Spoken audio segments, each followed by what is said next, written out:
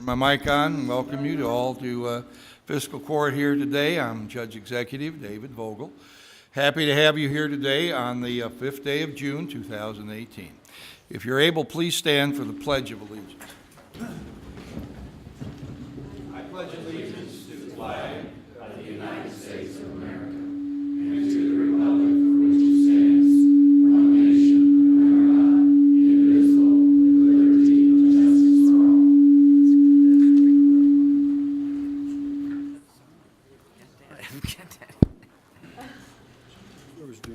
Our ghost of feedback is going through the room here, so if you have a cell phone with you, please turn it to off or vibrate. Madam Clerk, would you please call the roll? Magistrate Likens. Here. Magistrate Tice. Here. Magistrate Leslie. Here. Magistrate Greenwell. Here. Magistrate Hounds. Here. Magistrate Eldridge. Here. Magistrate Dye. Here. Magistrate Logsdon. Judge Vogel. Here. Having 8 of the 9 members of the Fiscal Court, this meeting is now in session. Is there a motion to accept the agenda? So moved. Second. Are there any additions?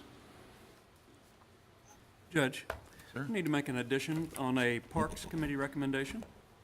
All right, let's add that under under Parks Committee recommendations. We'll make that E sub 1 here. Thank you. Judge, Yes, sir? If there's a deletion on the payables, do we do it now or at the whenever we talk about When payables? we do the payables, Okay. let's do that. Any other changes? Hearing none, all in favor, please say aye. Aye. Opposed? So moved. We'll move now to the reading of our minutes from the last meeting of the Fiscal Court. That was on May 12th. May 15th, 2018. The Oldham County Fiscal Court convened at a regular meeting at 2:04 p.m. with Judge Executive David Vogel, Assistant County Attorney Tate Combs, and the following magistrates in attendance: Brent Likens, Wayne Tice, Bob Leslie, Steve Greenwell, Chris Hounds, Kevin Eldridge, Bob Dye, and Michael Logsdon. Motion made by Magistrate Leslie and seconded by Magistrate Hounds to approve the agenda, adding Grants Committee recommendation and Safety Committee recommendation after contract agreements. Motion carried unanimously. Motion made by Magistrate Leslie and seconded by Magistrate Hounds to approve the meeting minutes of May 1st. Motion carried 8-0-1. Judge Vogel abstained.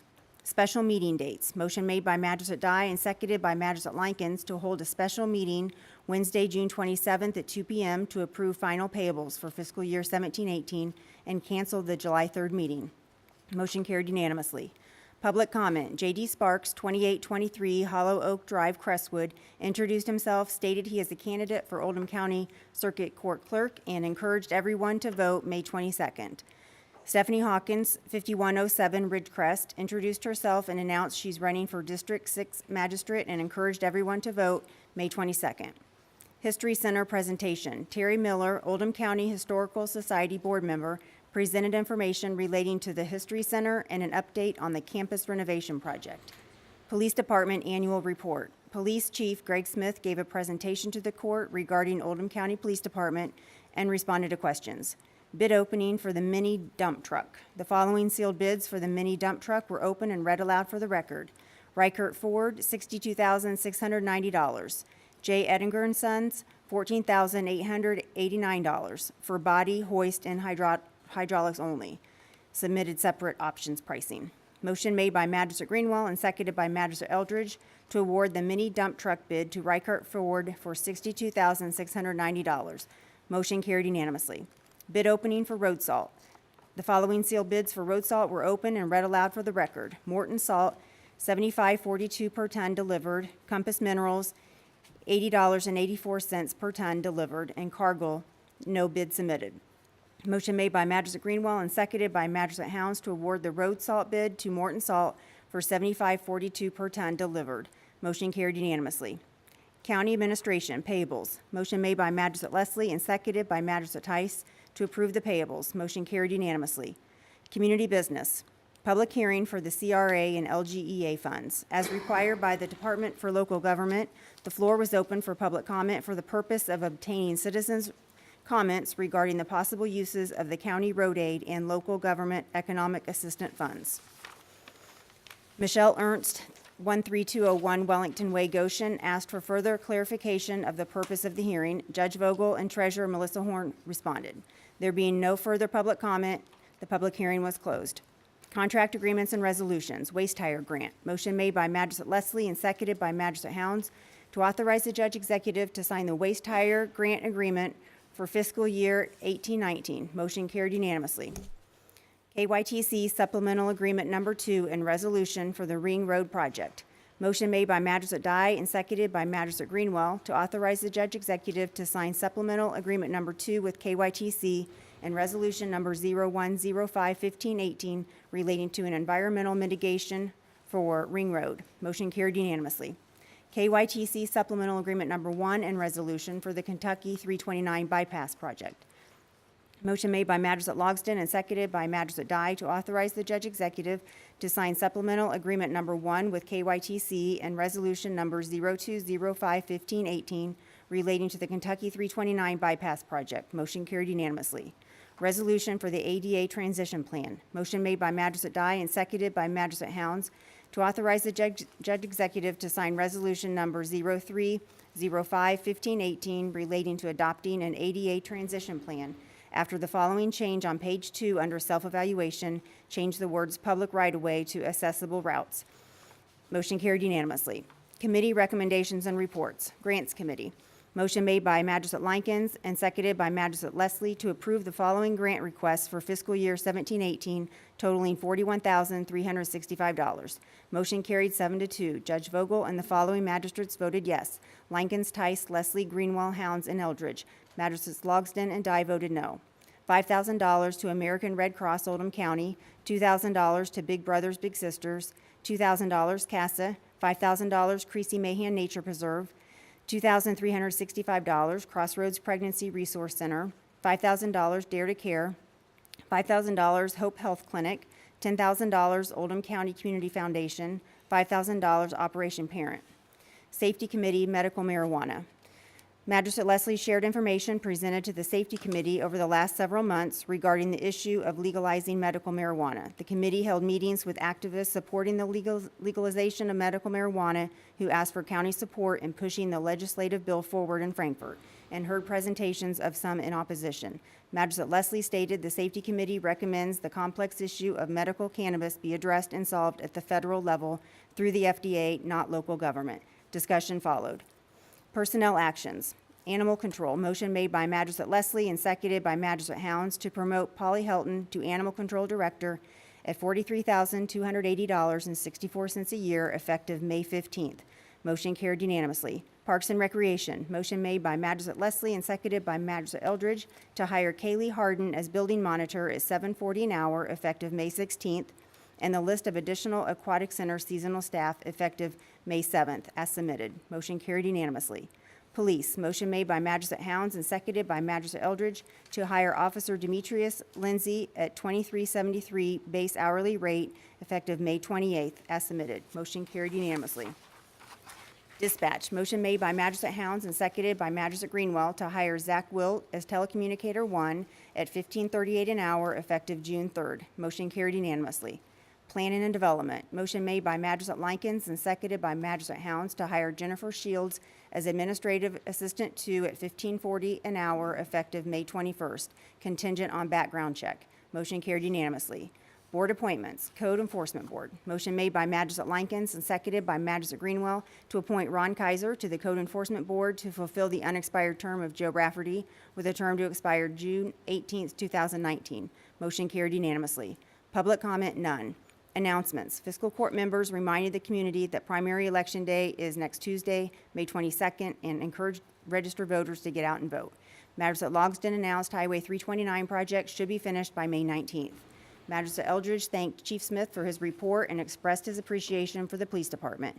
Magistrate Hounds announced Old Floydsburg Road has been repaved and asked drivers to watch speeds and obey the speed limits.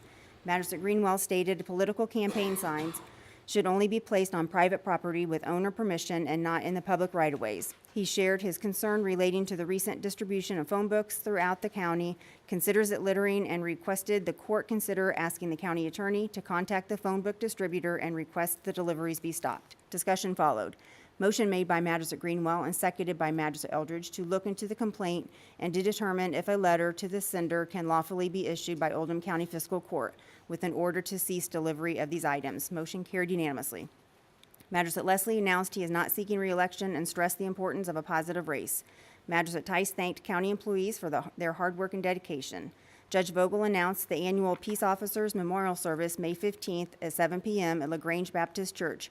Reminder of upcoming June-July meeting dates for Fiscal Court. Meeting dates are June 5th and June 19th, and a special meeting on June 27th.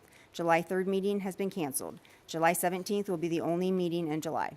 Executive session. Motion made by Magistrate Hounds and seconded by Magistrate Greenwell to enter into executive session pursuant to KRS 61.810C, deliberations on proposed or pending litigation. Motion carried unanimously. Motion made by Magistrate Logsdon and seconded by Magistrate Hounds to end the closed session and reconvene the regular meeting. Motion carried unanimously. Motion made by Magistrate Logsdon and seconded by Magistrate Dye to adjourn the meeting. Motion carried unanimously. The meeting was adjourned at 4:16 p.m. You've heard the reading of our minutes from May 15th. Is there a motion to accept? So moved. Any corrections? You should like Dye. Close. I'm speaking for Magistrate Logsdon, but under announcements, Highway 329, May 19th should have been, is June 19th.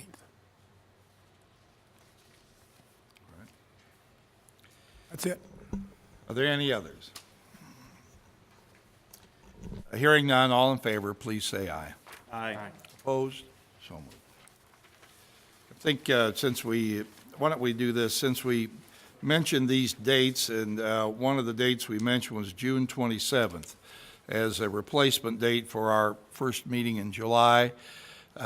Since the last meeting, there have been multiple discussions on the date because of conflicts of different magistrates.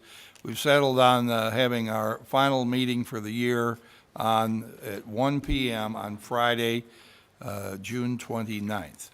That'll give us a couple hours to get the checks issued and signed for the balance of this fiscal year. So is there a motion now that we change our meeting date planned for the 27th to the 29th at 1 p.m.? That motion that we change it yet again to the 29th at the 1st. I'll second it. Moved and seconded. Is there any discussion? All in favor, please say aye. Aye. Opposed? So moved.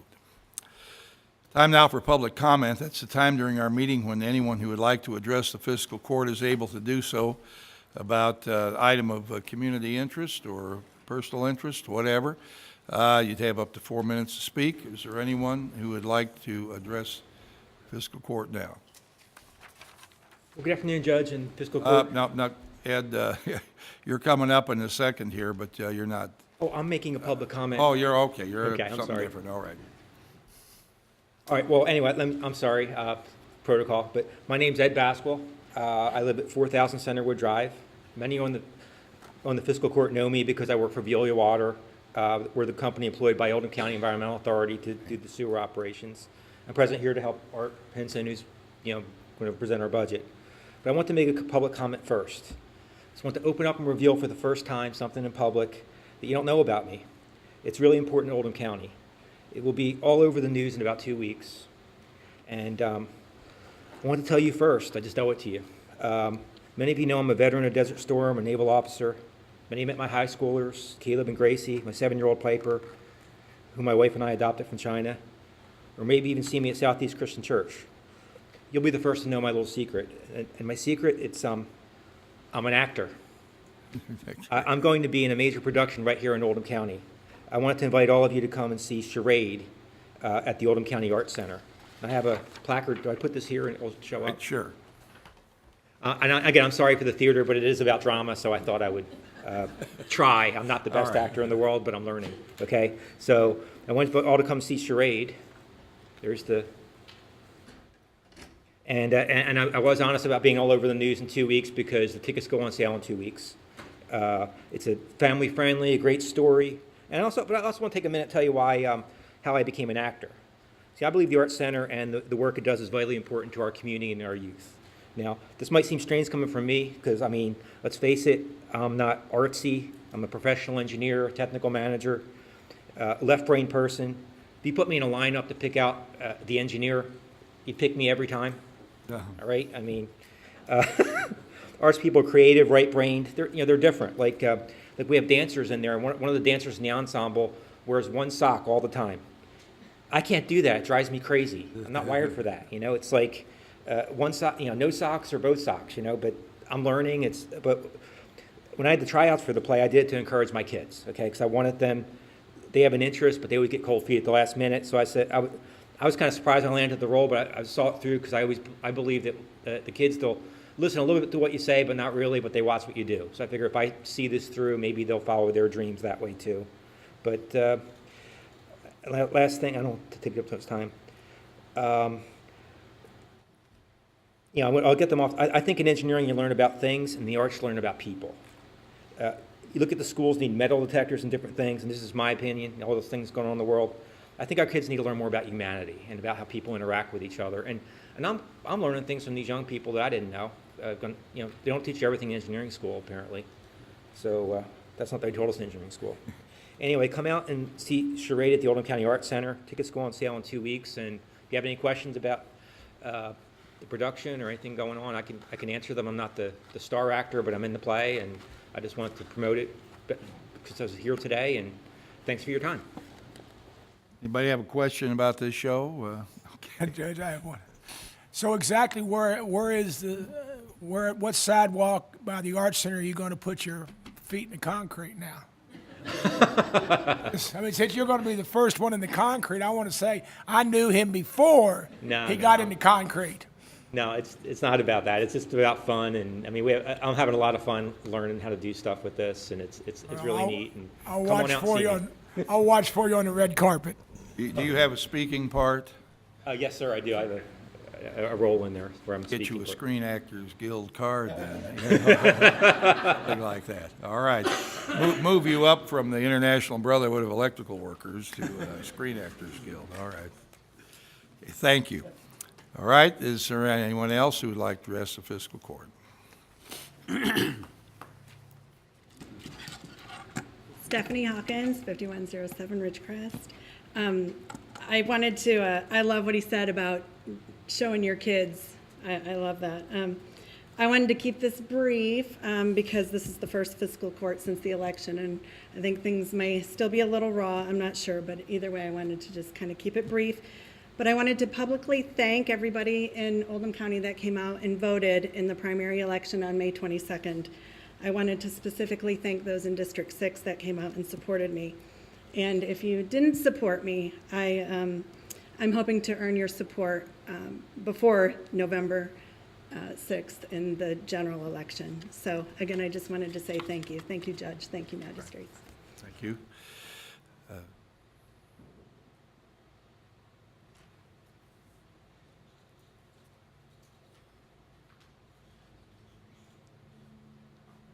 William Douglas, 4631 Heritage Manor, Crestwood, Kentucky. Judge, magistrates. First off, I can't follow that act that was just here, but let me just say it's been an honor to work with Magistrate Kevin Eldridge. It's a very disappointment that you lost, but I know you will still support everything that goes on here in the county, and we wish you well. Every time the reason why I'm here to speak is because every time we have OSEA come forward with a budget increase or a rate increase, I'm going to voice my opinion. I'm going to voice my concern. I don't object to the rate increase, and I'm not for the rate increase. I understand why they need the increase. I understand why we need to have our increases. But I just want to make it transparent that there's only 5,873 customers. Currently, there's $27 million in debt already. With the new proposal project, it's going to be a $6.5 million additional add to that, which will be over 33 million, almost 34 million, added to those 5,873 customers. I understand they're going to ask for a rate increase of 6%, try to keep the debt ratio at 1.13. I'm not taking your thunder, but I just think that transparency-wise, Years and years ago, we all know that Oldham County took back or acquired all these treatment plants. And it appears that the backs of the customers are supporting the renovation, the redoing the facility plants, moving forward Project 3, Ash Avenue, and Friendship Manor. And I don't know if that's going to be explained today or not, or we're just talking about a rate increase. But I've been talking to Mr. Eldridge, or Magistrate Eldridge, about it. I've talked to Magistrate Logston about it. Mainly, I think for transparency reasons, I think we need to let the Oldham County citizens know more than just 5,873 customers paying the brunt of this bill. And I understand that we're going to have a nice sewer system for the future, but most of this debt's 20, 25 years in a row, down the road. I'll probably be dead and gone by the time it even becomes fruition that it's paid off. It's probably going to need to be redone again. But I think out of conscientious, when you're voting for this increase, because you're the only public service commission, because they're not regulated. They're not regulated by PSC out of Frankfurt. So I just think that, you know, you guys are the ones sitting here today doing those rate increases for those 5,873 customers. That's all I have to say. And I guess with that, in 2012, the regional wastewater facility plan stated that the rates were going to be based on the increases, I think a total of this project, 41.5% or 41.9%. With this increase, it's going to increase it to 61.9% since 2013. That's we're going to probably hit 100% before the projects are done. So when sewer rates were $40, we're out to $80. So we're continuously rising and rising, and I just think if we're looking at fiscal responsibility, I'm a Republican, I'm looking at fiscal responsibility, and if we can't share the costs across the county, and you're only putting on the 5,873 customers, I think transparency-wise, we ought to ask them to present more to us. For instance, are they in the Ash Avenue, Friendship Manor, are they including the women's prison on that? So I think those are questions that should be asked, because it's all about increasing that customer base to share that cost. And there is very, very minimal increase of base. But we're spending millions and millions of dollars. But thank you. All right, anybody else like to make a comment?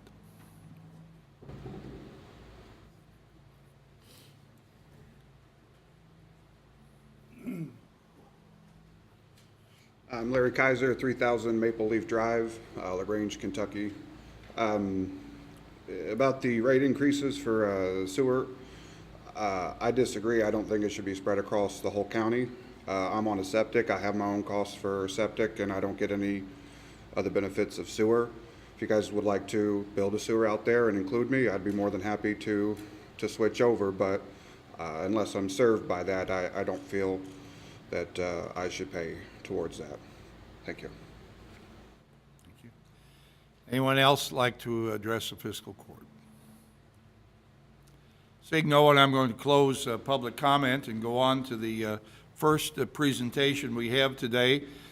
Each year, a number of agencies that are referred to as special purpose government entities are asked to appear before the fiscal court to explain their budget and current tax rate information. The first group today we have is the Oldham County Health Department. I'd like to welcome the director of the department, Teresa Gamsky.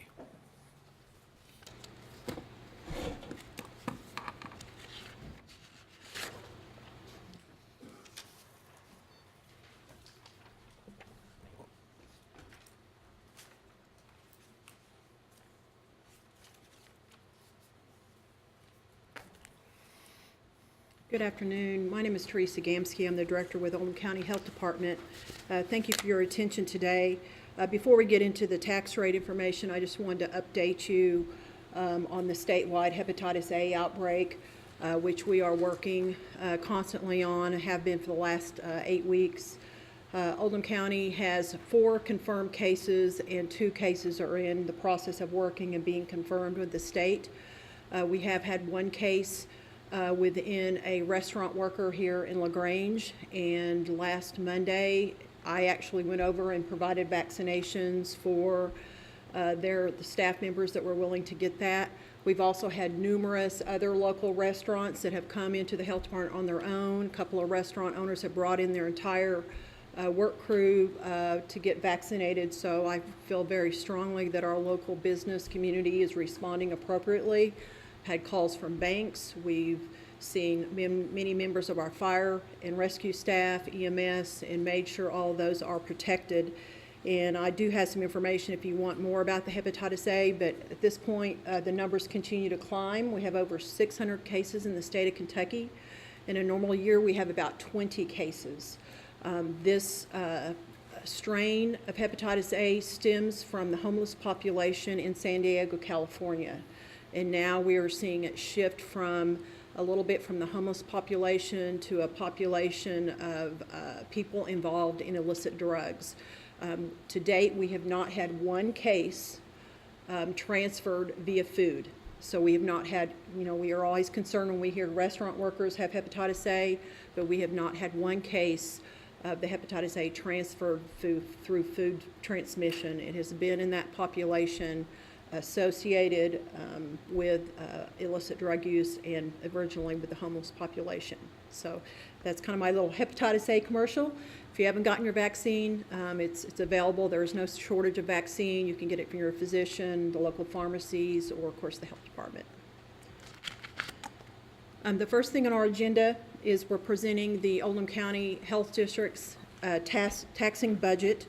And the Oldham County Board of Health has requested that the tax rate remain the same as it was last year at 2.5 cents per $100 of assessed property value.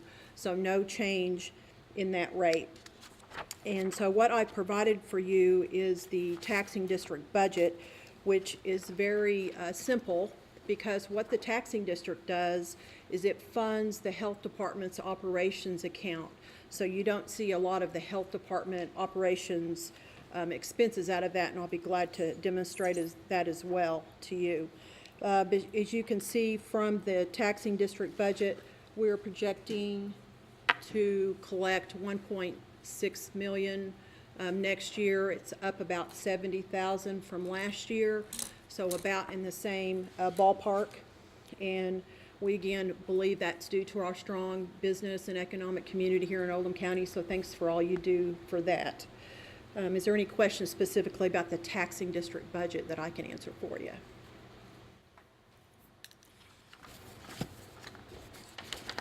All right. Magistrate Dye. Yes, sir. Yes, thank you for coming today. The only question I have is just pretty plain and simple. We go to these conferences, magistrate conferences, and they talk about, the audit for the SPGEs being, sometimes it's very costly to smaller entities like yourself. And I see you all got an audit charge of $5,000, I believe that's correct. Yes. Are you all audited yearly? Yes, sir. Is that a requirement? Yes, sir. And there's no way you can get like I don't know the right words, but Well- short audit or Actually, this year, the board solicited RFPs for proposals, and we just lowered our audit expense from a total of $18,000 down to about $9,000. So we have decreased. The taxing district has a charge, and then the health department books have a charge as well. Okay. So we just changed auditors, which is ethical thing to do after so many years. So we've slashed that in half. Very expensive and extensive. there's been a lot of talk about it. Maybe the auditing prices have come down because there's Yes. there's a whole lot more work out there for special Absolutely. entities than there used to be. Especially with our funding, because we they're auditing federal, state, and insurance funding and taxing district funding, so there's a lot of cost centers that we work out of specifically for them to review, so it's pretty extensive. Okay, well, Thank you for the question, though. So here is the health department budget for the FY19, if you see all that. Should have been in your packets. Thank you, Sheila, for doing that. No, I don't think I provided that in there. Overall, the health department budget is almost 2.5 million, 2.4 in there. And what we are attempting to do,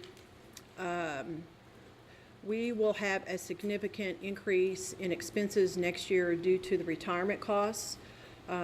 This year, the legislature gave us a transition year that we will remain at 49% of our taxable wages for retirement costs. And next year, that will increase to 84%.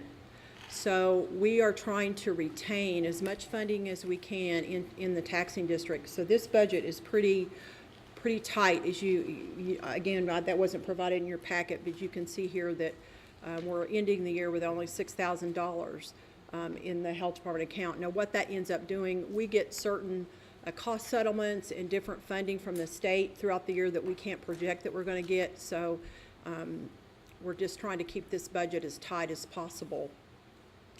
On this budget, I wanted to give you some information on that. Our state funding that we receive for programming is about 15% of our budget. Our federal receipts or our federal revenue is about 10%. Our local tax dollar is fronting most of the expenses at 56%. And then our admin and our service fees when we bill insurance or Medicaid is about 18%.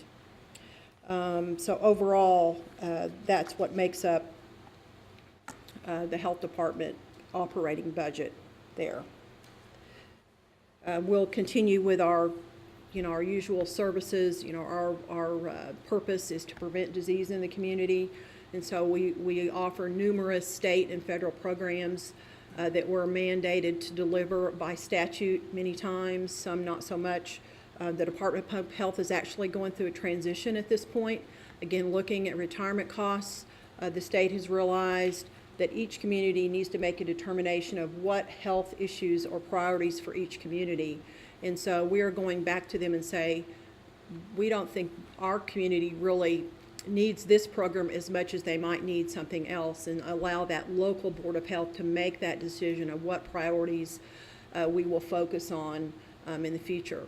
For instance, every health department in the state of Kentucky, including the State Department's community health assessment, included substance abuse.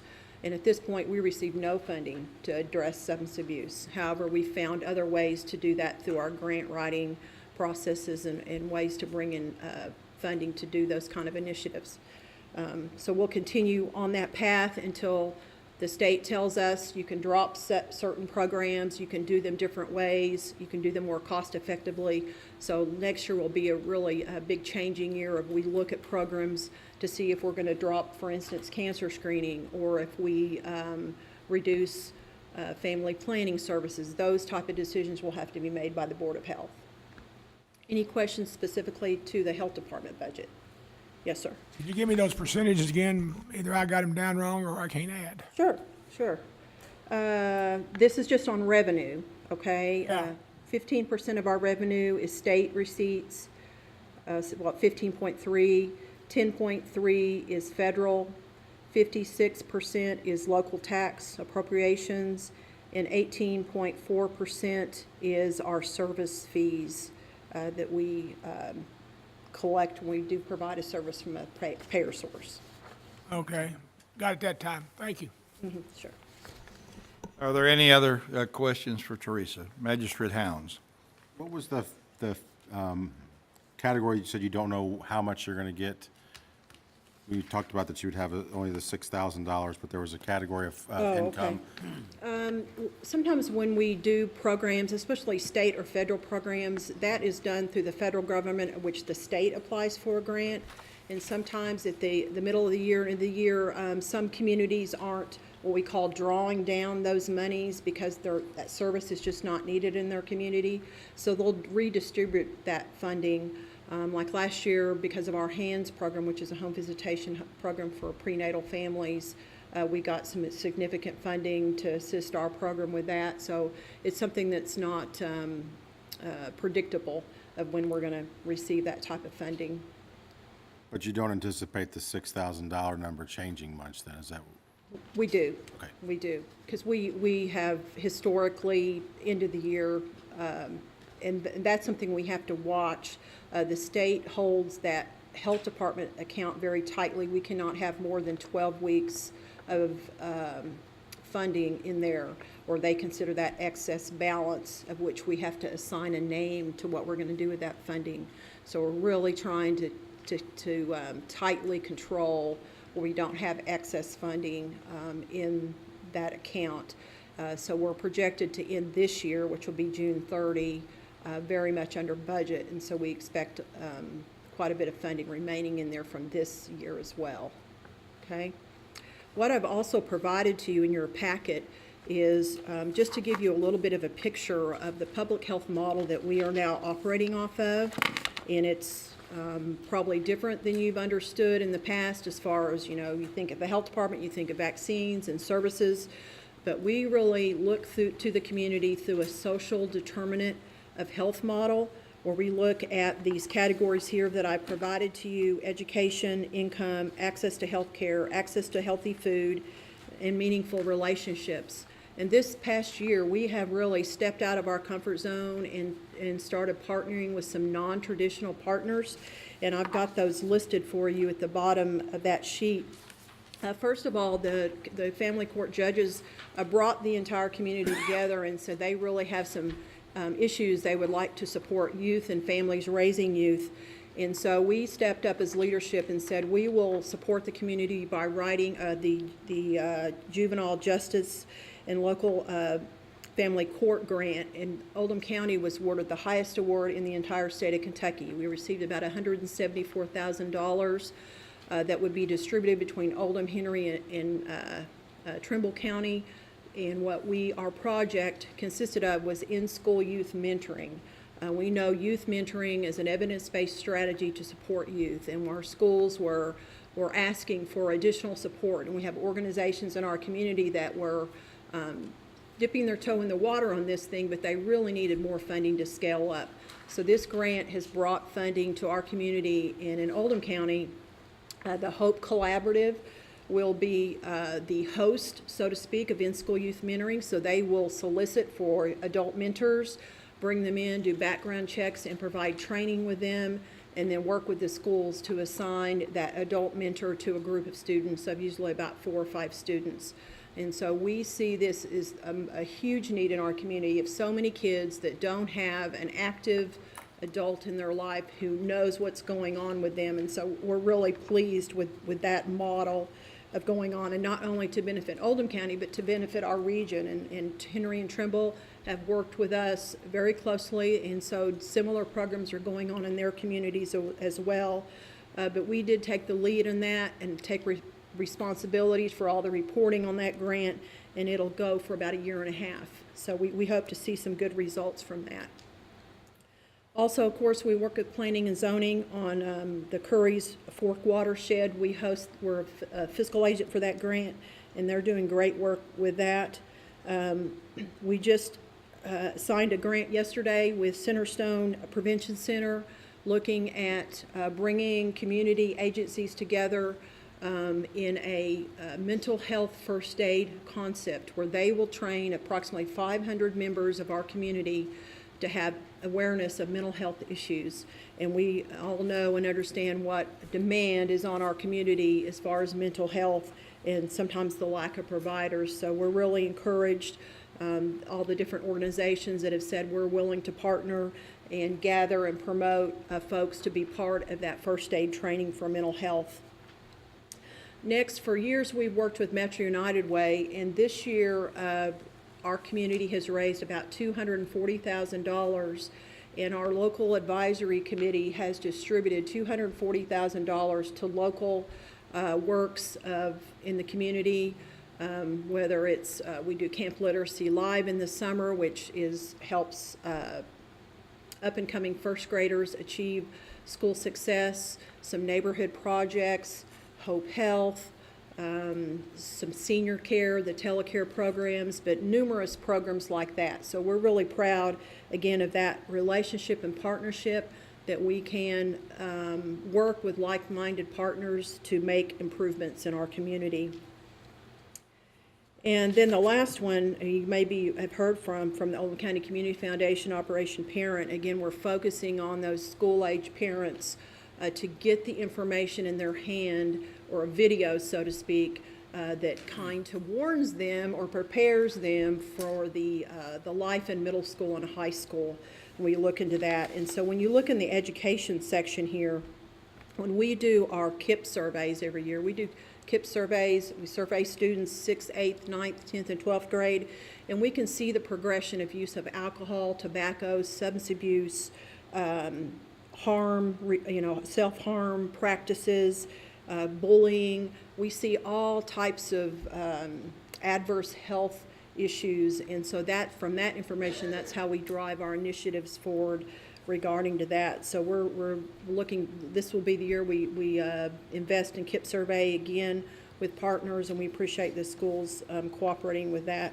But you can see the list through there of how we are addressing some of these issues and assessing our community every year, knowing where our community stands on all these issues.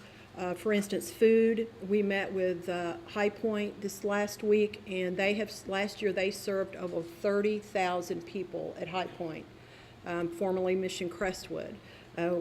Previously, we've had up to eight food banks in our community. Now, most people don't think that Oldham County has people that are hungry.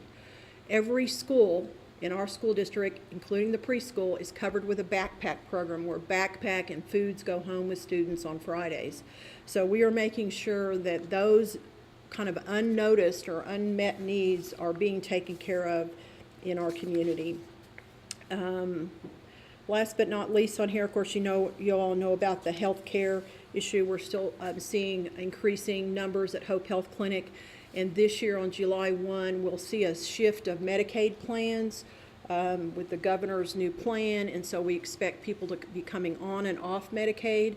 And we can support families if they need information about maintaining that Medicaid insurance. Not only can we provide services that will gain them what they call points or earn health dollars to help them maintain their insurance, but we can help them enroll in that as well. So please feel free to direct anyone to us that we can assist in that way. Can I answer any questions from you all? Anybody have anything they'd like to ask? All right, Teresa, thank you. Thank you. Appreciate it. I do have a question, Okay, Judge. sorry. That's Yes, okay. sir. Not about your budget, but about hepatitis A. Sure. People come in, you say that like restaurant workers come in and people come in off the street. What is the cost associated with a vaccine? Well, most insurances will pay for it under the preventive plan. However, Medicare, the supplements do not pay for that.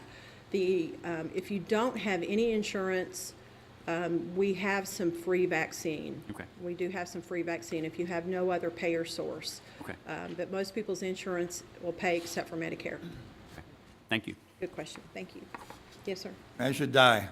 One last question. You brought up several points, which looking over, you went into a little more in depth in your sheet here. You've got several programs you mentioned that were like when they were younger, first graders and mentors and all of that. Yes. And then you're going to do this survey, this KIP survey, is that right? Yes, sir. With all this type of early education, positive reinforcement these children are getting, do you see, or maybe you don't have enough evidence now, is the not good behavior, the bullying, the whatever, the drugs, alcohol, is that on the increase, decrease, or level, or do you have enough time to figure out if this early onset education steering them away from making bad lifestyle decisions, or maybe not making them at all, or making them later in life? Well, what we know now is the best thing we can do is make sure children are ready for school, and that our numbers have been worsening over the last 3 years, just slightly, not significant, but slightly, but we are concerned about that. And we're really in the community trying to educate parents that school readiness starts at birth. That's why we have taken up the mission to do developmental screening with families in the health department and the other community locations where we can screen children to make sure they're on track to be developmentally ready, social, emotional, and developmental ready for school, and that is a huge indicator for their success. And so when they're successful in school, they usually have the ability to be success in other areas of their life. So we see if they're struggling in school, they're probably going to cope by using other means. Of course, social media is a huge issue in our community and with life, and trying to educate parents about that as well in that regard. Yeah, well, I have a background in education and law enforcement, and you're right. You got to have a solid base at home. You can't expect the teachers to do it all. Right, right. We're working on that, and we have some schools where 50% of the kindergartners are not ready. Now that's unusual. When we look, and it's kind of all related together, because when we look at our data from the Camp Literacy Live project for kids who were not ready for school, for kindergarten, but yet we tried to pull them up as much as we could during that kindergarten year, but yet they're still not quite on track for first grade.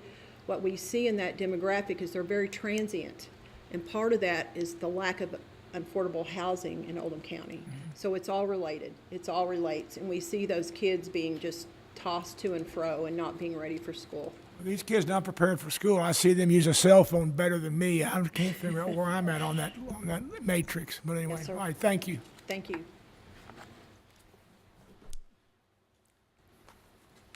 Teresa mentioned a couple of things that earlier when we read the minutes, some numbers were written for grants that were distributed by the fiscal court.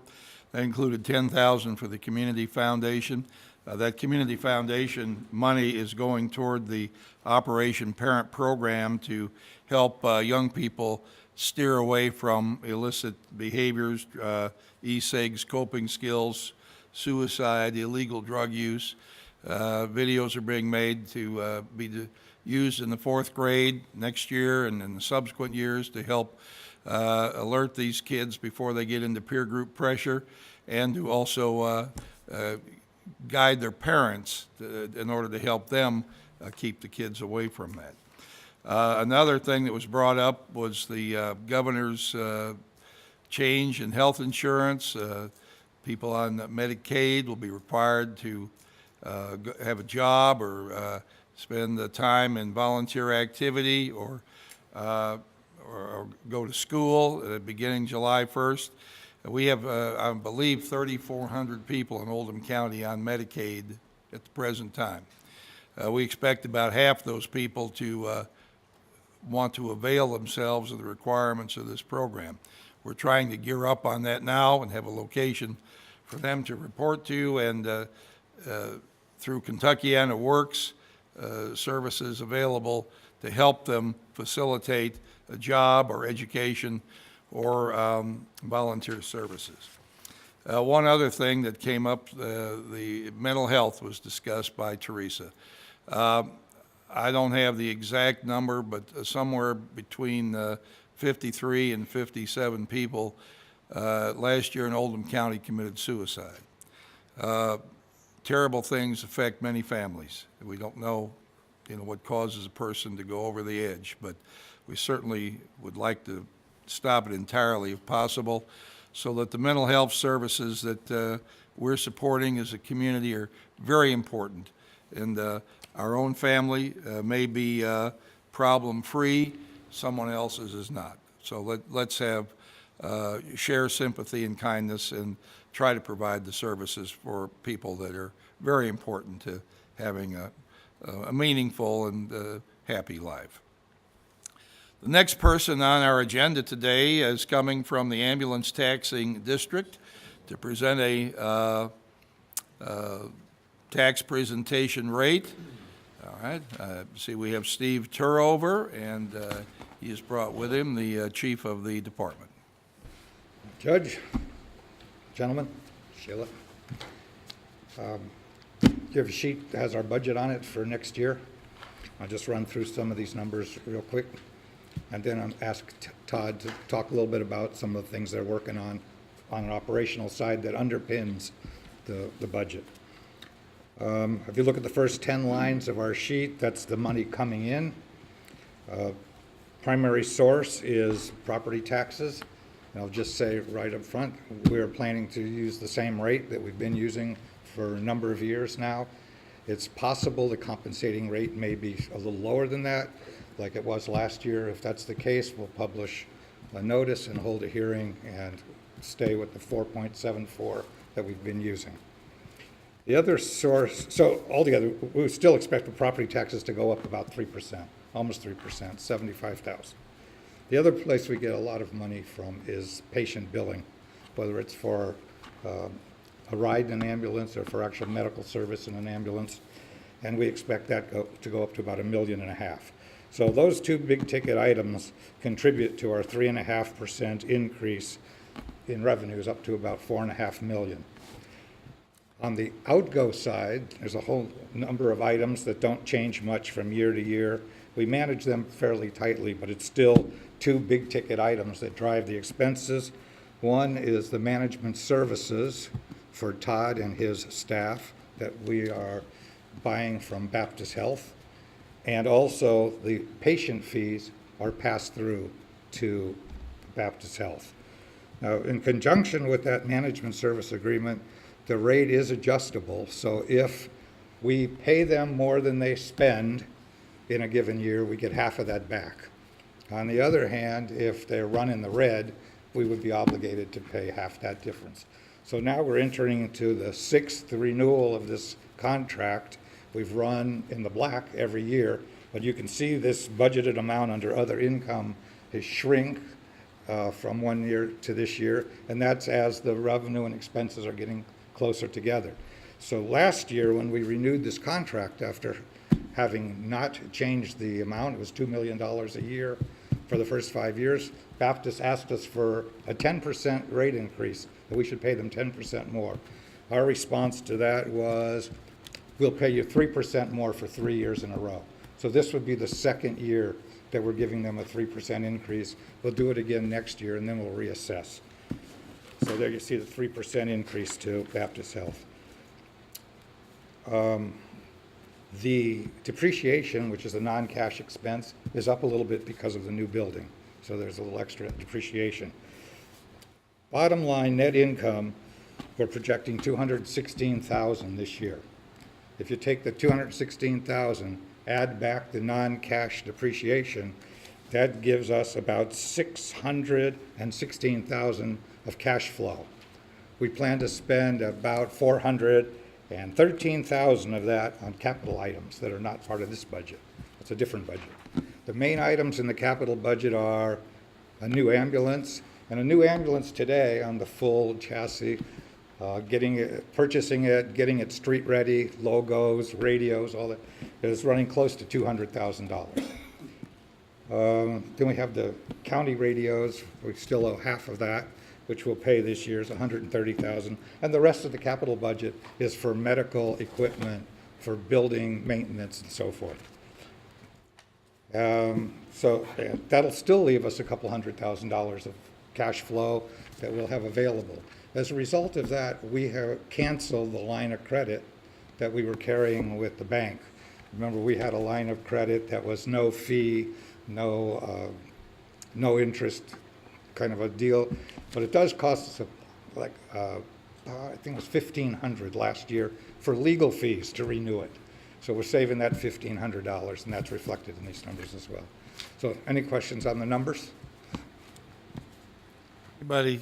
Magistrate Hounds. Yes, sir. About how much of the, what's your collection rate on your patient? Do you know that? We have the answer.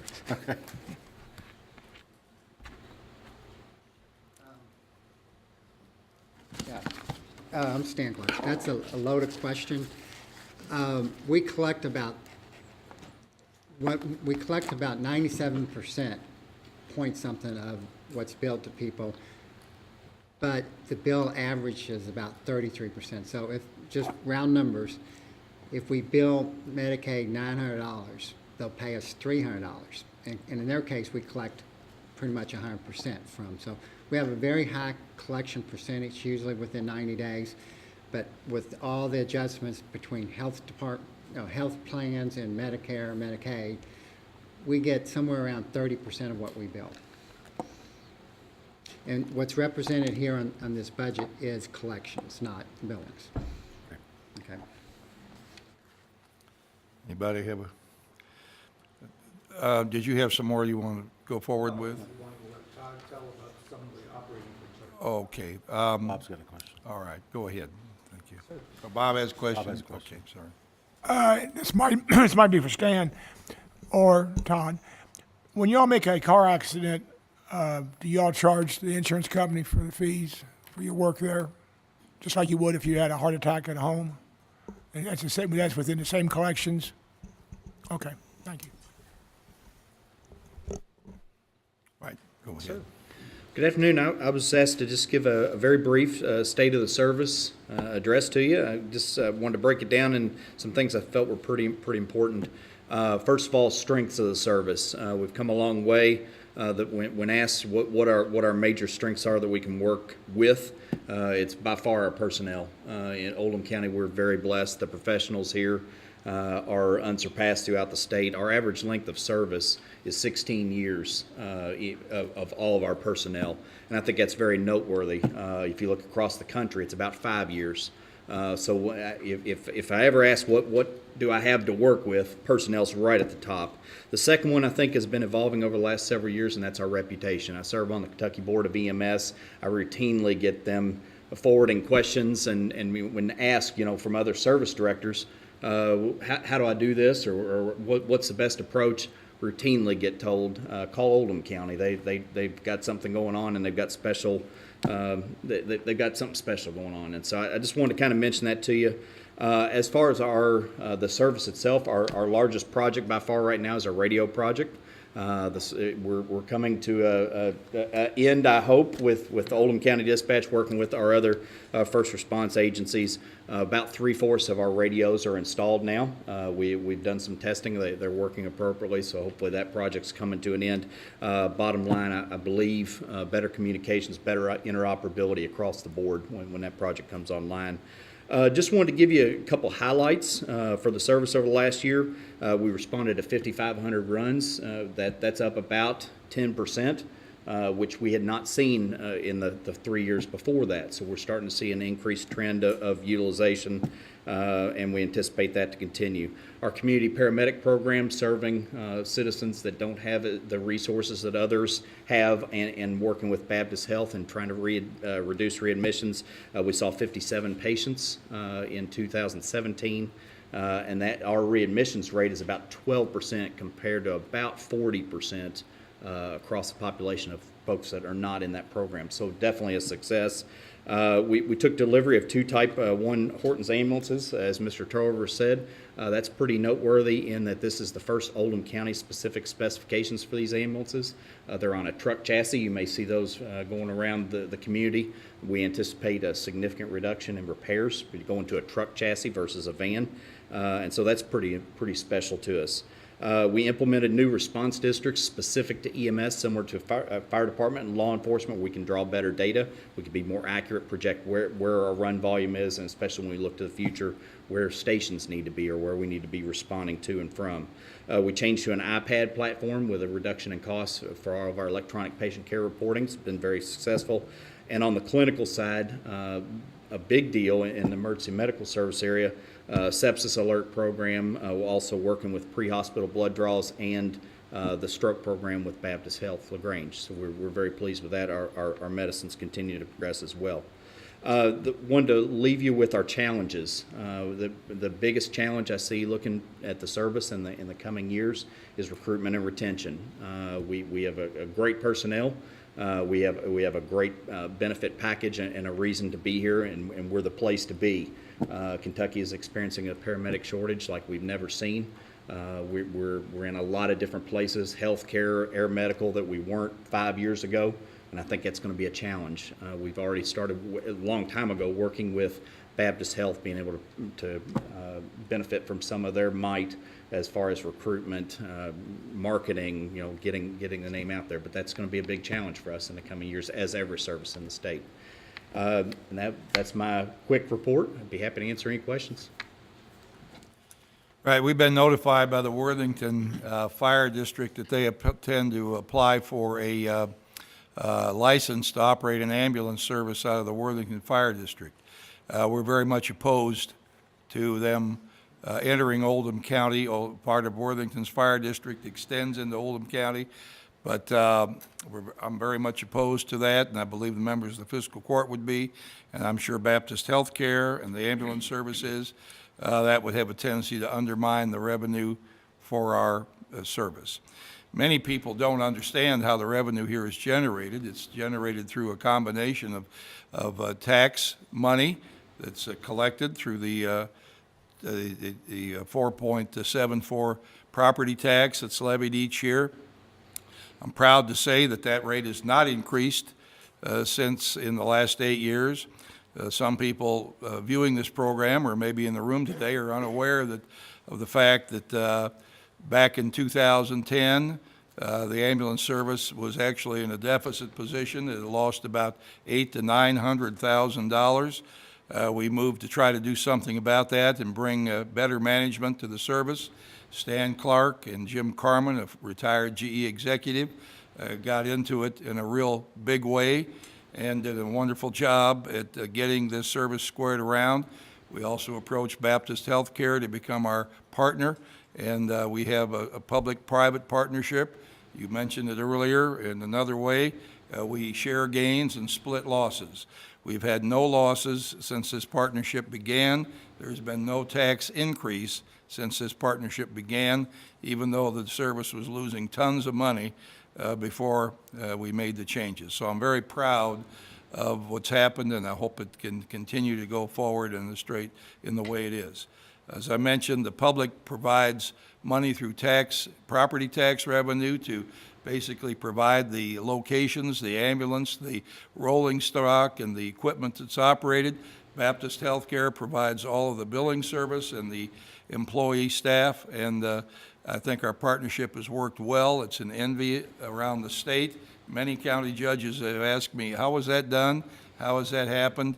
Could I get to the same position? So thank you for what you're doing. I think all of you are doing a wonderful job, and I very much appreciate it. Yes, sir. One comment. Magistrate Greenwell. Thank you. You talked about your personnel being your number one asset. I know when any family has an emergency health event, they think that's the only one, and at that particular time, it is the only one.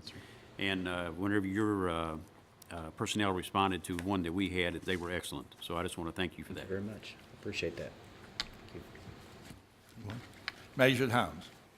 I'm probably the only person in fiscal court that works with you, Todd, on a regular basis. I don't know if that's good or bad, but I will say the service is top-notch, and you do have some top-notch people. And I will echo what you said as far as the assets of the people and the projection going forward. There are, Judge, as you mentioned, Worthington, but there are, 3 other services that have started in Jefferson County in the last 6 months? We started 7 or 8, getting ready to start. Okay, so there's only so many EMTs and so many paramedics to go around. And I agree with you. I think that's going to be a difficult task going forward because the grass isn't always greener on the other side, but people may see that it is. As far as the professionalism, I'll echo the comments that Magistrate Greenwell, having dealing with you guys in car wrecks and fires and everything under the sun. Your ladies and gentlemen have always been very professional, and that makes our job easier on the fire side. Thank you very much. Magistrate Dye. I don't think you'd count me in too quick on that Worthington Fire Department application. Well, We'll have in a other words, we discussion can't have Worthington coming into Oldham County undermining our service here. So you represent part of that area, but Right. they have to stay, they need to serve in Jefferson County, not in Oldham County. So we'll take care of that from South Oldham. Yeah, well, we'll see. All right. Thank you, sir. Thank you. Didn't mean to speak for you there, by the way, sorry. Okay.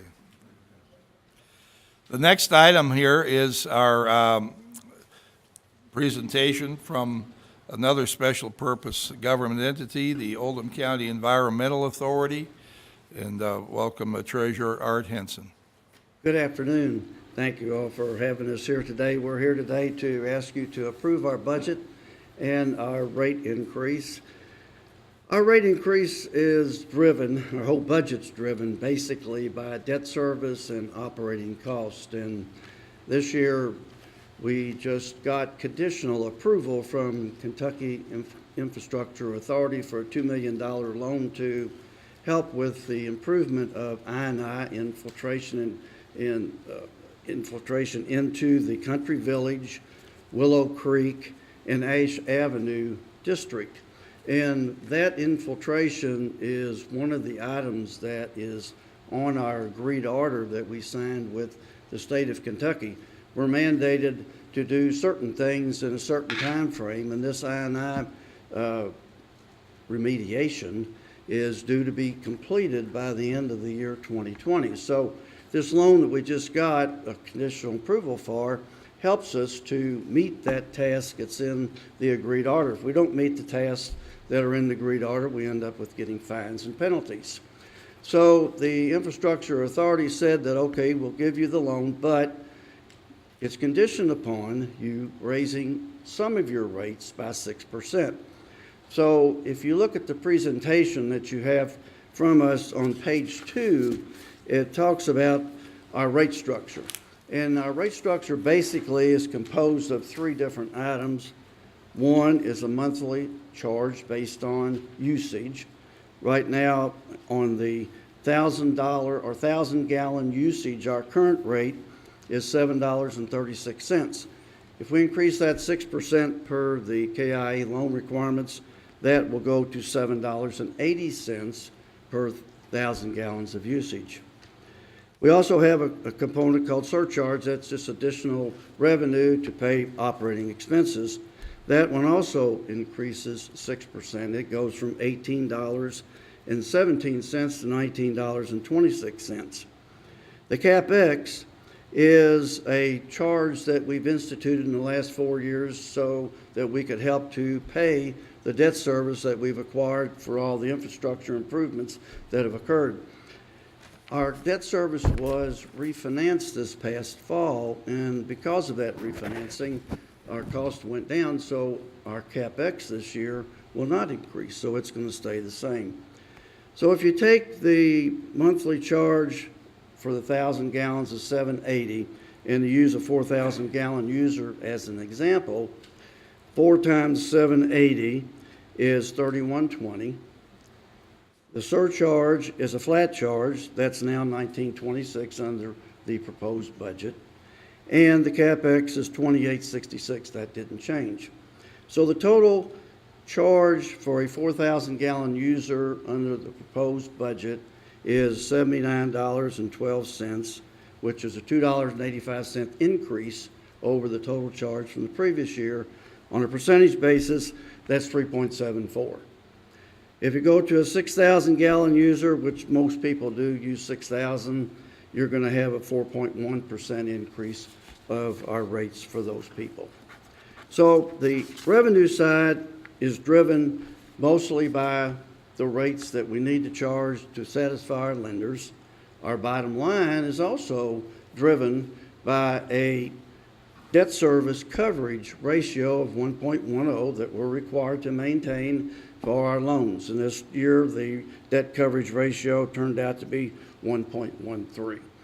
So we manage the middle. The middle basically is our Veolia contract, which has a COLA in it of 2%, and our other operating expenses, chemicals, electric.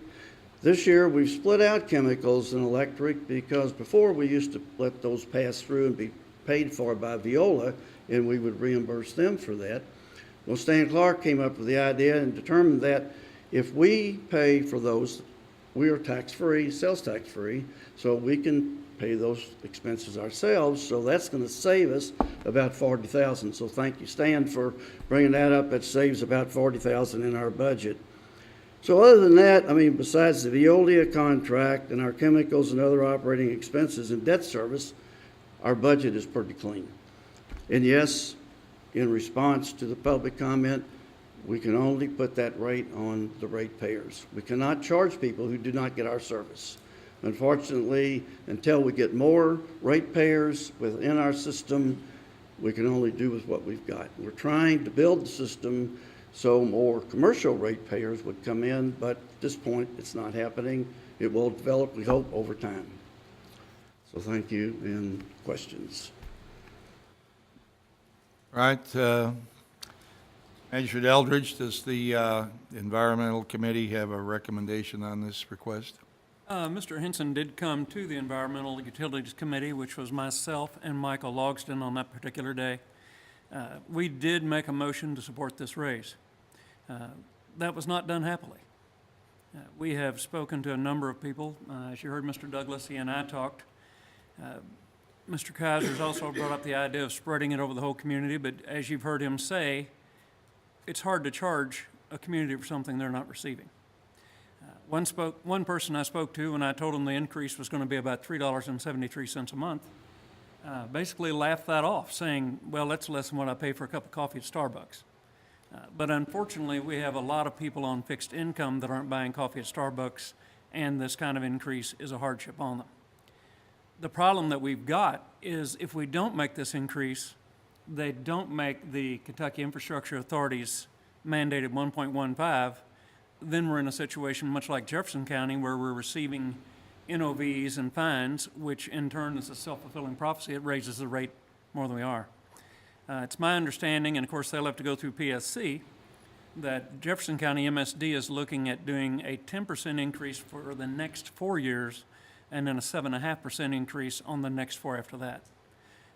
I will advise anybody, one of the questions that I've had was, is this going to be the last increase? And the answer is no. These increases are going to keep on until the time comes when we could supply more customers. We're at less than 6,000 customers trying to maintain and service what essentially is a bad deal. The sewer district was started when we basically went into bailout of a lot of citizens that were using package plants, and those package plants were failing and they had nowhere to go. Hindsight 2020, where would that be? I don't know. Where would these people be that are on package plants today? Probably without. So yes, we made the motion now, the Utilities Committee, Mr. Logston and I, that we would support this increase. All right. Is there a second? I'll second it. Discussion. All right, Magistrate Likens? Thank you, Judge. Year after year, I hear this. It just doesn't set well with me that we go up. We might as well plan on a 6% for the next 40 years from what I've seen for the last 8. It just 6%, 5%, 6% every year, and I'm kind of like Magistrate Eldridge down there said, this is hard to swallow. I don't know why we have almost an automatic 5 or 6% rate increase every year. I don't know where we're headed. I don't know how we're managed. It reminds me of the ambulance taxing district the judge was speaking about a while ago that he jumped out in front of and said, whoa, we've had enough. We need to change something. So I really don't, I'm ignorant to the fact of how we spend this money. I don't know what Veolia Water does for their part of this contract, which is the major part of this. I just don't know where we're headed with this. It just seems to be, I'm just rolling down the road with no way to stop this. So I don't know if it's ever going to stop. So that's my comment. Magistrate Helms. What is the plan to get more customers? I mean, the way to get the rate down is to get more customers, right? Expand our service area, improve our service area. Like this old saying is, if you build it, they will come. That's all we can do. Put the pipes in the ground, make it available. If commercial customers want to come and Oldham County is receptive to them and they feel good about coming to Oldham County, they will come. That's all we can do as a provider is give them the service and they can come if they choose. But what areas of the county now are we looking at to be able to provide service to? Our major construction right now is a pipeline that goes from Ash Avenue down through Pee Wee Valley across to our new treatment plant. So that area in there, that's a transmission line. But if commercial properties would want to come, maybe they could tap in and branch off. What about residential properties that are in that area? If there's a residential and that we can serve them, we certainly would. But that's limited again to zoning requirements and what the real estate market looks like. There's a proposal for a very large residential right at the corner of 71 and 393 up on that big rock hill. But the issue is we've got to put a transmission line under the interstate. So we've got to get the federal road commissions, federal government to approve us to put a line underneath the 71 to get over to our transmission lines that are on the other side by 146. So until you can get that infrastructure in there, they're going to have a difficult time putting that big residential area up there without sewer service. But what I've heard from other folks is that what is our plan to get people, our current residents, onto the system? And I don't hear that. We can't mandate. I understand, sewer but there coverage. has to, in order for people to get onto the system, it has to be within a Yes. distance to them. Right. And if you live in a certain part of the county, there's no sewer line. And I get it, it would cost money to put that line in, but, I mean, is there a program to where, you know, if a neighborhood wanted to get onto this, to the system, that they could sign up, or they could approach the folks about trying to get on the sewer system? I'm sure if they came to the board and said that these people agree to that, we could try to provide the service, but again, it's a cost-effective. I know, but people aren't, they have to provide them something, some information for them to understand what the process is. There has to be a carrot or something involved to get them to want to get on the system. Right. I don't know if we have a carrot. What's the deal with KCIW? I mean, I've heard multiple opinions about why, or is KCIW coming onto the system? That's still in negotiations. They're trying to determine the best price for their needs, whether it's from us or MSD. I thought that was a done deal years ago, no? No. Still in negotiations. One other concern that I have, and it's, well, it's outside of my district, but it seems that when we're putting in some of these lines, especially the ones that are coming through property that I have interest in, when we asked the question the last time, how long is this line going to, what's the capacity of this line? Oh, it's going to be, 20 years, whatever it was. And then 2 years ago, we added another line. Do we have enough capacity? Do we have enough transmission lines to get potential customers to the plant that's on Hit Lane, Hounds Lane area? I don't know the answer to that. It depends upon where the customers are. If we've got a transmission line, you have to build within distance to be able to economically hook into that line if it's possible. So I don't have that answer. Who would be available to jump in? I don't know if the engineers do. Can I add Yes, something? you can. Yeah, I'm sorry, it's the boss, I don't want to interrupt. You take off your acting hat now and put on your engineering hat? I'm sorry. No, this is the real me, for better or worse. But can I go back to what you said? Let me cover with the how sewer assessments happen, because we did one in Buckner shortly before I got this position here. What generally happens is a community has interest in either has interest in a sewer, or the health department to condense an area, like hasn't happened in Oldham County, but it's happened in Jefferson County, and we'll have engineers come out and do a study, and they'll study the neighborhood, and based on the frontage for each property, they'll come up with what the assessment is for that property for those people to get on sewers. Being a sewer district, one thing I want to make sure I want to clarify is we don't have the authority to put people on sewers. I understand that. The health department does if they find a problem. But I know you do. I just want to make sure I got it out there, because there are people who don't want sewers and are afraid we're going to force them on.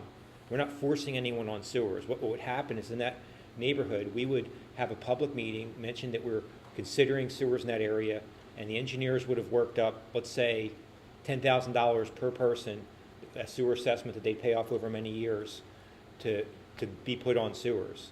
And they would have a public meeting, and usually I think it's a 2 out of 3 majority, and that's what happened in the Buckner area, I guess in about 1998 or so, and that's how sewers got put in Buckner. So just for clarification, because we have many customers that want to be on sewers, but maybe they're too far away from our sewer mains to have it make economic sense.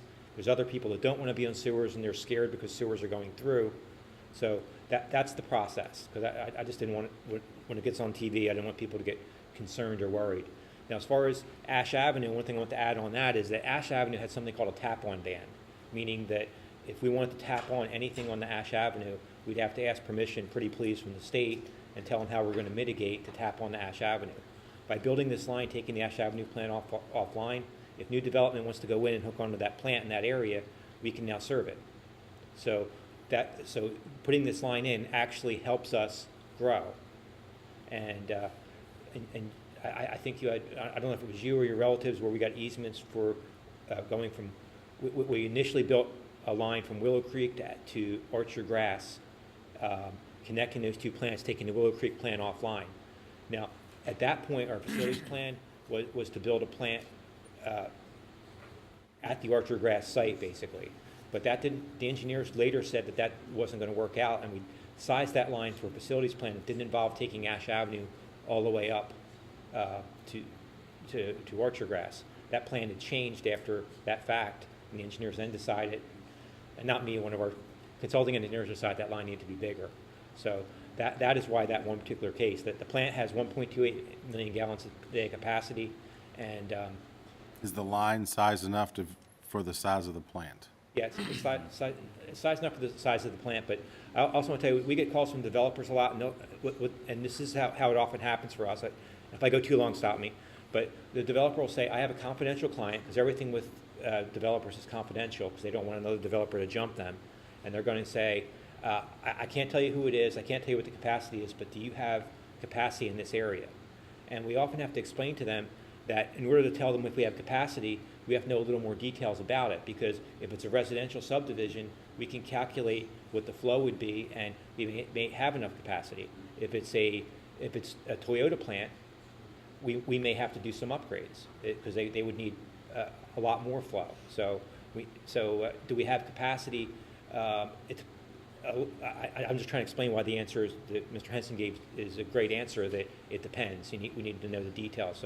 So right now, we'd love to expand all we can to grow our customer base, but Ash Avenue corridor, we could see that growing, especially with this new line going in. We've got we've got Willow Creek and Orchard Grass area. We could have serve development in that area. Like I know there's things starting to grow in the area of Norton Commons. There's some negotiations trying to get some flow there, but we're doing all we can to grow. But really, what happened about the time I got the position, they had the real estate bubble burst, which I know affected some of you guys because you're in the real estate market, which means we had pretty much zero growth for a number of years. And now things are starting to pick up. I mean, you can probably see in planning and zoning that there's starting to be some development, some subdivisions are coming in, and that's going to help us. And places like MSD have a lot more industry than we do. Industry is a really good customer to have. It's one big connection, less troublesome than residential in some ways as far as the money is concerned. So just like real estate market, just like selling real estate, I guess. But did that help answer the question? Or did I? Thank you. All right, thank you. Magistrate Eldridge. Art, if you would, and first off, thank you, and Horace and you guys, we know that's an unpaid board. Can you give us an idea on the Ash Avenue project, for example?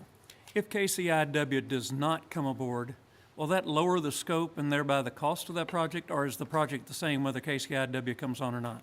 It's going to be the same, isn't that correct? Yeah, Because it's going to go from Friendship Manor, take Ash Avenue off and come all the way down, so it won't change. It would just help us because they could put more money into the system back. We could take their flow and we get that revenue. And they were going to also help pay for the pipe, right? To bring it over to us. I can say that we have a lot of I&I or infiltration and inflow at Ash Avenue. So as far as sizing is concerned, it's big enough taking KCIW or not KCIW because that's a small percentage. But when we did the financial analysis for it, we didn't include revenue from them because, as Art mentioned, it's really difficult working with the state and especially corrections as far as getting things done in a timely manner. And I'm not trying to say anything bad about them. It's just government bureaucracy in general. So, it was really just going to be less of a rate increase later if they came on board. We really sized everything and planned it as if we were taking them, but financed it as if we're financing it ourselves. Just to clarify, we're referring here to the women's prison, if you don't know what KCIW is. Yeah, Kentucky Correctional Institution for Women. Also, in the same line and trying to expand those customers, what about the new Norton Commons? Is that going to provide anything there? We're in negotiations there too, because it's a difficult area, because part of that service area is served by MSD. Some of it's in Jefferson County, but we're servicing it, so there's a conflict here between MSD and Oldham County, so we're trying to resolve and negotiate to where you can take something, we'll take something, if it works out that way. It's I was a very aware of the difficult conflict, I area just to didn't know if you'd develop. resolved it, so. Topographically, it's some real issues in there to get some transmissions lines through. Thank you. Magistrate Likens. Thank you, Judge. One other question while Ed is up there. Your I&I rate, or your inflow and infiltration, to explain that to the general public, it simply means that stormwater is leaking into our sewer lines and we have to treat that water also. And that's what you're trying to get stopped. What percentage rate would you estimate as I&I in our system? Well, we have a number of systems, and let me just use that, we're talking about the Country Village project, because we just did a study out there, and the Country Village plant is designed for 60,000 gallons a day. When we have a severe rain event, you can see 2 million gallons a day rate going through that after a rain event. So, but when it's dry weather, it's a smaller percentage. So our package plants have, like Country Village, while we're doing the project, have a very large rate. But as far as giving you a rate for the whole system, that wouldn't be a meaningful I'm number to asking give the you. area that you're spending the $2 million on. Yes. What I&I rate would you guess that to be? Well, 2 million divided by 60,000, something like over maybe 1,000%, a huge percentage, because where the I&I comes from in general is when you have a system built in the 70s with clay tile pipe, the joints leak and the pipe doesn't last the way the PVC does nowadays. Part of our issue is when the system was built. It seems like it was built older before the clay tile, when it was iron. It doesn't leak as much, but just that window in the 70s, 80s when all the clay pipe went in is where all the rapid growth happened with the package plants. The Well, let me cheapest ask way you to do this. it. If you got the I&I rate down to 0, would our sewer bill go up 6% next year again? Our sewer rates are driven by the CapEx, and sewer rates are going up all over the country and based on aging infrastructure. I can't promise, we do an analysis of as far as it going up. I'll guarantee it will go up, but I don't know what percent, so. Magistrate Dye. I can answer that question, Magistrate Likens. If you got the flow coming in from the plant, you're not getting paid for that. You're getting paid what comes off the water meter. So, yes, I don't think it would affect, your rate would not go If down. you treated less flow, it seemed to me like the rate ought to go down, but Okay, again on this growth. So if you get the women's prison and you get Friendship Manor, how much would this 5872 number go up, just out of curiosity? Just a guess. I don't know. If we get KCIW and Friendship Manor together, how much would our rate go Well, down? rate, or how much would it affect your budget, percentage-wise, revenue-wise? Maybe a small percentage. Just a guess. I know. Let me think out loud. They've got, Friendship Manor is on board, and they've actually already paid some capacity fees to contribute towards this pipe that we're talking about. And, in KCIW, Women's Prison, as I say, they were on board, but now MSD's made a better offer, per se, trying to buy the business, in my opinion. What they would do would come close to paying 30-40% of the cost of that pipe that's going through there. The pipe, Ash Avenue is being mandated that it has to come offline. Right. And the good news is, through the agreed order and whatnot, the county had a bunch of plants that were falling down, at risk. If you remember, the Green Valley and Ash Avenue plant was built by the same people that built the Bullitt County plant that collapsed, okay?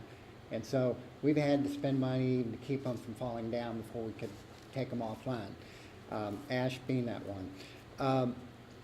So fixing all these problems and putting all these lines in doesn't drive new customers. It's just basically fixing past problems, and that's where the big expense. The good news is we're in the final stages of this. We're at the very end where we'll have the infrastructure finally in place for the existing customer, and that debt will start to level. And it's a 20-year debt, so it takes a while to get to where you see it start to go down. We are getting more customers. I project probably by the end of this calendar year, we'll be at 6,100, 6,200 perhaps. So the Ohio River plant, there's plants that are picking up customers. Now, there is growth in this county again. And so and there's some fairly large projects that are asking questions about capacity and stuff. And we have the capacity in the main areas of growth right now, which is Buckner, the southern, part of the county, as well as Ohio River plant. So, with the women's prison and Friendship Manor coming on board, they will help pay part of the cost of the pipe. And what they would contribute in additional fees after that for treatment and stuff, probably would allow 1% to 2% less of a rate increase. In other words, if we had to do a 4% next year and they were online paying for flows and stuff, we would be able to do it for 1% or 2% less. I'm basing that on that we picked up Carriage House in Buckner, and that's pretty good flow that comes through there. We treat literally millions of gallons of water through there. And when you look at the size of that number each year, that coming on a couple of years ago actually saved us 2 or 3% rate increase just by getting that one large user on existing infrastructure that didn't cost us additional money to treat. To an infrastructure. It costs money chemically, electricity. Electricity is probably the number one cost that's been going up on us, and chemicals. And just the thing, that's one of those balances that we could cut chemicals way down, but then you'll drive complaints up of smell way up. And so it's a balancing act. When you're in neighborhoods and stuff, you treat the sewage, treat the smell, keep the smell down, keep people, environmentally happy. But chemicals cost a lot to treat, so those are big driving costs. Right. So it was about 2% if you had it. If you were that lucky, 1% to 2%. Okay, that's what I wanted to know. Thank you. Mr. Greenwell. Just one thing real quick to Mr. Clark's point, there is some residential expansion going on in the county. Unfortunately, a lot of it is where they're going to have septic tanks. And also the area that is really booming in Crestwood is serviced by MSD. So there is expansion going on. It's just not hit our area yet. Right. We have, the Oldham County Sewer District has two principal competitors, one being MSD, it's in part of the county, and the other is LaGrange Utilities. Also has, so something happens in LaGrange, Oldham County Sewer District does not service it. So everything that happens doesn't come in the way of a new customer. It might go to someone else. So, all right, gentlemen, thank you. Appreciate it. All right, we have a motion on the floor to acknowledge this, and I think that's, we do have to approve. This is not a tax increase, by the way. It's a rate increase. There's a difference between, seems the same when you're writing the check, but there's actually a difference between a rate increase, tax increase. Tax increase is applicable to everyone in the county. A rate increase is applicable to those individuals who are served by the service. And well, I'll ask the clerk now to call the roll.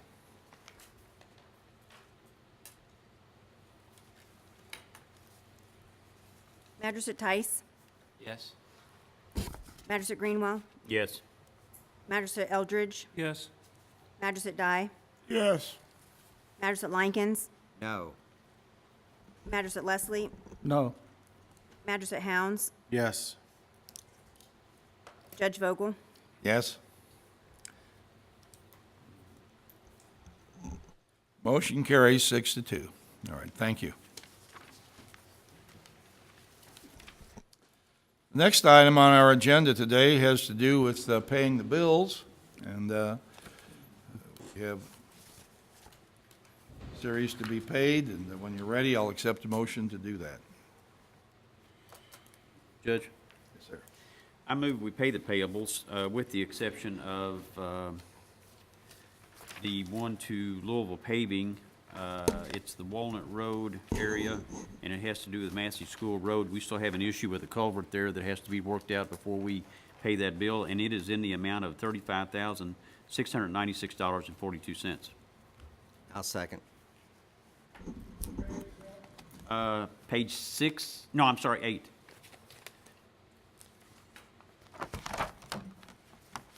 Louisville Paving has done a lot of paving for us, and they've done an excellent job. There's just one issue there that we have to resolve about a culvert that is on the state right-of-way on Jericho Road. But Louisville Paving has done an excellent job, and when we get this worked out, we'll be glad to pay them.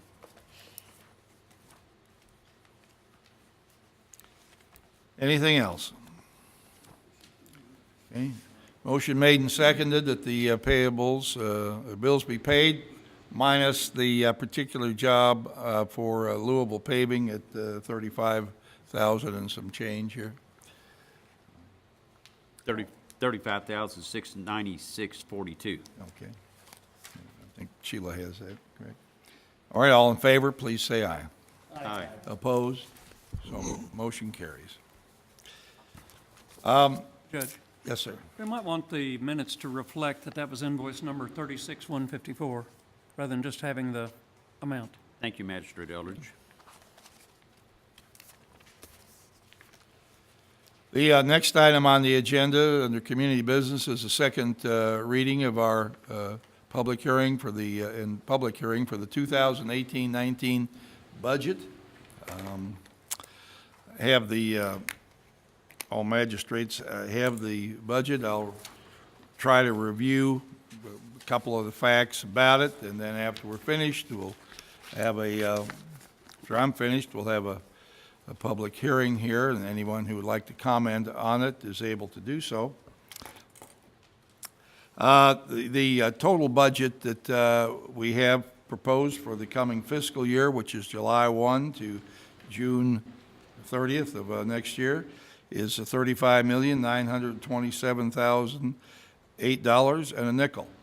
$18,000 or $18 million plus here is to fund the general fund, and that includes just our general operating things, our police department, general health and sanitation, social services, recreation, capital projects, administration. We have $3.4 million going into the road fund, 4.8 to jails, the local government assistance fund, that is has $6,630,000. Dispatch costs a little over just about 2.1 million a year to operate, and and there's a couple. So those are the main aspects of the budget, which is online on our Oldham County website.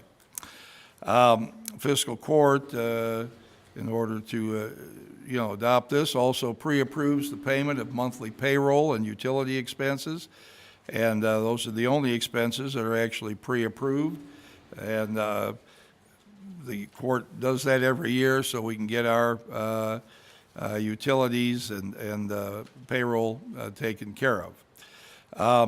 We also, upon further consent from the state local finance officer, which is a person who works in the Department for Local Government, he can also allow us to pay bond interest and principal payments for bonds, utilities, gas, electric, water, credit card, insurance payments, and poll workers.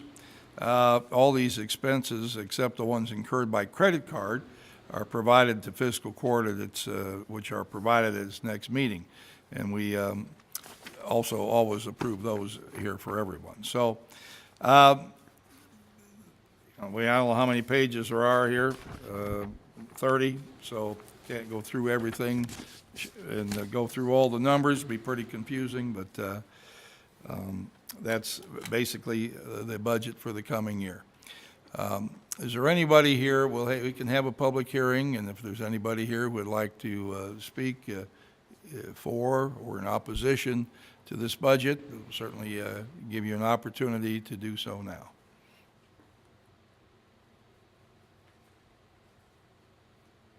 All right, seeing no one, I'll close the public hearing on the budget and ask if there is a motion to approve this budget. So moved. Moved and seconded. Is there any discussion from the magistrates? All of this has been looked over carefully for a number of weeks, so no one here is surprised, at least among the magistrates, on what is in it. Much of it is routine, goes on from year to year. So, having no questions, all in favor, please say aye. Aye. Opposed? So moved. Thank you. Next item we'll go to now is the pardon? I'm not Oops, sure. I got to take a roll call on that? No, Sheila said that we need the second motion for the standing order. Oh, okay. Sorry. All right, we'll do the, I mentioned that standing order. The standing order has to do with allowing us to pay recurring bills like the utilities and the payroll. So, I'd make a motion for the standing order. discussion. All in favor, please say aye. Aye. Opposed? So moved. Thank you. Now we can move on to the Department of Local Government Recreational Trails Program Grant Resolution. Becky Zockline. Thank you, Judge. Good afternoon, gentlemen, and Sheila. Today, I'm requesting the court's permission to allow the judge to sign the resolution, which would complete our application for funds from the Recreational Trails Project. And this project, these funds would be put toward completion of expansion of the Windemore Park trail system. And this would be the trail that would go around the existing ball fields near the senior center.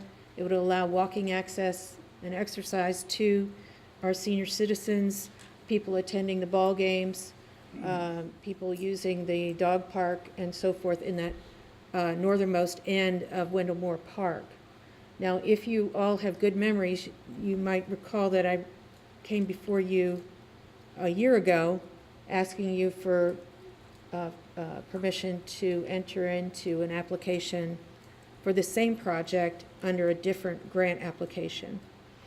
And just to give you a little background, that grant was accepted for further review by the Department of Local Government.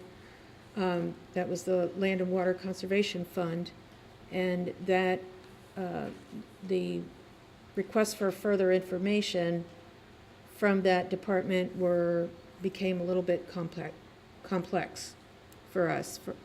So we've, at the advice of the Department of Local Government, we are being asked to make this application instead. This is a better deal for the county. It gives us, it's an 80-20 match as opposed to a 50-50 match. We can apply for more grant funds. The amount that we can request from RTP is $90,550 as opposed to $57,000. And our match is already in place. It's using our existing equipment and our existing manpower, so we really wouldn't be out any cash outlay. Judge, we discussed this in the Parks Committee meeting today, and we all agreed that this should go forward as as it's been presented to us. So I'll make that motion. Second. All right, moved and seconded. Is there any discussion on it? Magistrate Greenwell? Becky, is this to expand on the trail that we already have, or does it involve any new trails? It would be, it expands on the existing trail. It picks up the point where the connecting trail goes through the ravine and ends awkwardly right there at the, right at Dispatcher's Way. And this will be new trail.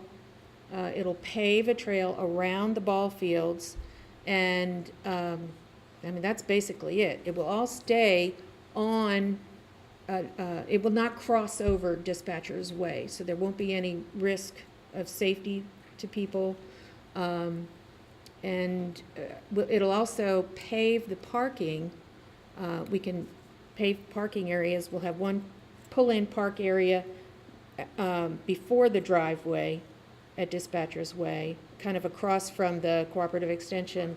And it'll also pave the existing gravel parking lot area, which is in pretty shabby shape, up the northernmost parking area beyond the senior center. Thank you. Anyone else? Magistrate Dye. Looking over the paperwork, and you said it was 80-20, the only thing I could find on here is a 50%. I beg your pardon.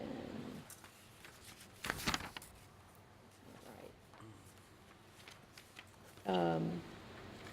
It is 80-20. So this paper's wrong? That's wrong. I'm sorry. Typo. Typo? Copy and All right. pasting. We're getting all this on camera, aren't we? It's 80-20 there, Judge. Okay. It's got the 20% match correct, but just has the federal part wrong. Yeah. Right, okay. I'm sorry. I'm caught. Okay. Thank you. Anyone else? All right.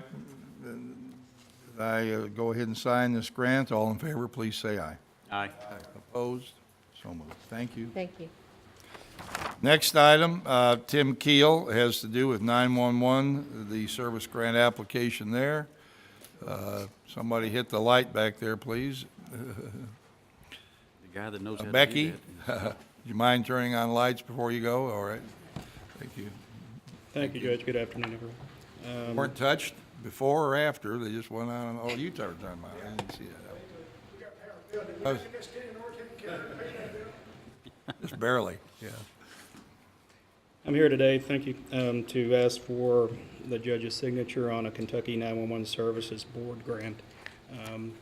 That will be to update our current CAD system with what's called Zerker Suite. Zerker bought out Emergitech, which is our CAD system currently, a couple of years ago. So the update, I know Chief Smith last month spoke of more robust reporting for the officers, getting better information as far as where we can use our resources. This will provide that. As far as the Worthington EMS type thing, I sent some information to EMS that could have been better, and Zerker Suite will allow us to make that better than what we currently have. We do have a very good system, it just needs to be more robust. The total cost on the Zerker is $102,661. We're asking for through the state $76,995.75. That's 75% of that total cost, and then the county would match with 25%, which is $25,665.25. It's about an eight-month project, which would fall in lines with the grant, if awarded, that it be completed within a year. Judge, I'd like to make the motion that we authorize you to sign this grant application. Moved and seconded that I sign the grant application for the updated CAD software from Zucher Technologies. Yes, sir. Okay. Is there any discussion on that? All right, hearing none, all in favor, please say aye. Aye. Opposed? So, thank you, Tim. Thank you, sir. The next item is a committee recommendation from the road report. Magistrate Greenwell. Thank you, Judge. We had road committee today, and we looked at this erosion erosion control bond at the Maples Park in Crestwood in the amount of $10,172.50, and we recommended by unanimous vote that it be released. I'll make a motion for Magistrate Logston, Judge. I'll second it.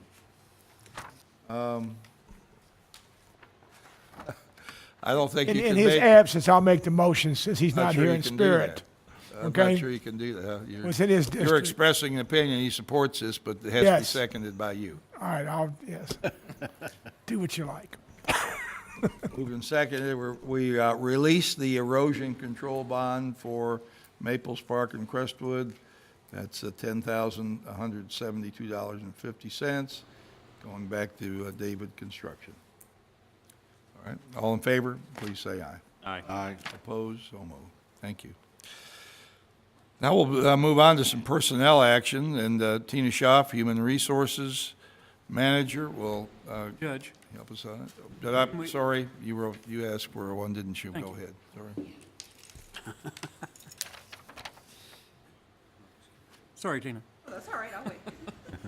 On behalf of the Parks Committee, we had received a letter on behalf of the Oldham County Educational Foundation to reserve the courthouse yard on September 28th.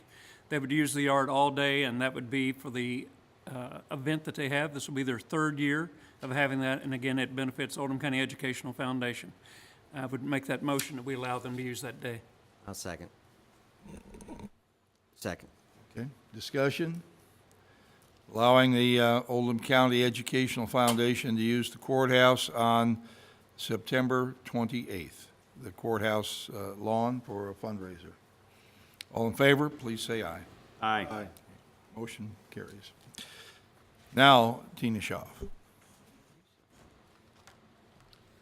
Good afternoon. Before you, there are several personnel actions. The first one is going to be animal control. We have a part-time animal control officer, Matthew Furnish. He will start tomorrow, the 6th, at $12.90 per hour.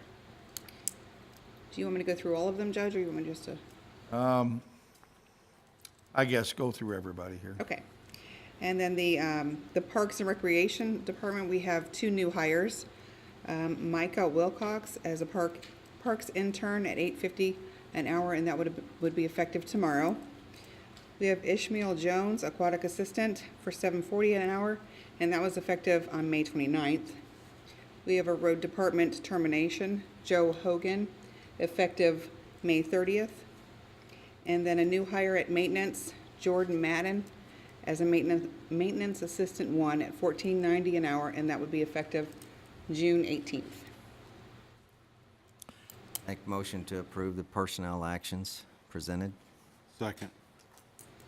All right, moved and seconded. Is there any discussion on any of these individuals or positions? Magistrate Greenwell? Thank you, Judge. Tina, on the new hire Ishmael Jones, aquatic assistant, is that a lifeguard or? No, it's an assistant to the lifeguards. Okay. So they get paid a little less than the lifeguards do. I'm sorry? They get paid a little less than the lifeguards do. Right, okay. Magistrate Tice? Would you explain Jordan Madden for us? What position he'll be doing, or what his job assignment will be? The maintenance assistant 1 position, that's a position that's in the budget for, I guess there was one that was allotted to come out of, do we have one in the jail budget? Yes, I think so. It's an additional person because we're spending a lot of time over there at the jail with our maintenance crew, so. And is Joe still with us as far as the county, or is he taking a new assignment with the jail? No, the maintenance in the jail falls under the maintenance department. Got it. Okay. Thank you. Any other questions? Hearing none, all in favor, please say aye. Aye. Opposed? Aye. Motion carried. Next item here has to do with appointments, and I have 2 people here. The first one, I'd like to reappoint Tom Emanuel to the North Oldham Fire Protection District Board for a period to expire on June 30th, 2021. Tom has been on the board the last 4 years. He's done an excellent job in helping North Oldham Fire actually reduce its rate from 10 cents down to 9.5, then down to 9 cents. They did raise the rate back to 9.5 at a fire board meeting here recently, but I'm under the impression that it will be reduced back to 9 cents at the next fire board meeting. I'd like to make that motion, Judge. Second. Motion made and seconded. Any discussion? All in favor, please say aye. Aye. Opposed? Motion carries. The next item is an appointment to the Kentuckiana Works Board, and the board is a group of businessmen who advise the chief financial officers of the metropolitan area counties regarding employment opportunities, employment strategies to get more people trained and employed in our region. Jonathan is going to replace Magistrate Tice, who has served on that board for the last 3 or 4 years. And I appreciate his service on that board. And Jonathan is the owner and operator of East and Westbrook Construction in Oldham County. I think he'll be an excellent addition to the board. I'll make that motion, Judge. Second. Any discussion on that? All in favor, please say aye. Aye. Opposed? So moved. Thank you. We're down to our second public comment opportunity of the meeting. Is there anybody here who would like to address the fiscal court at this point?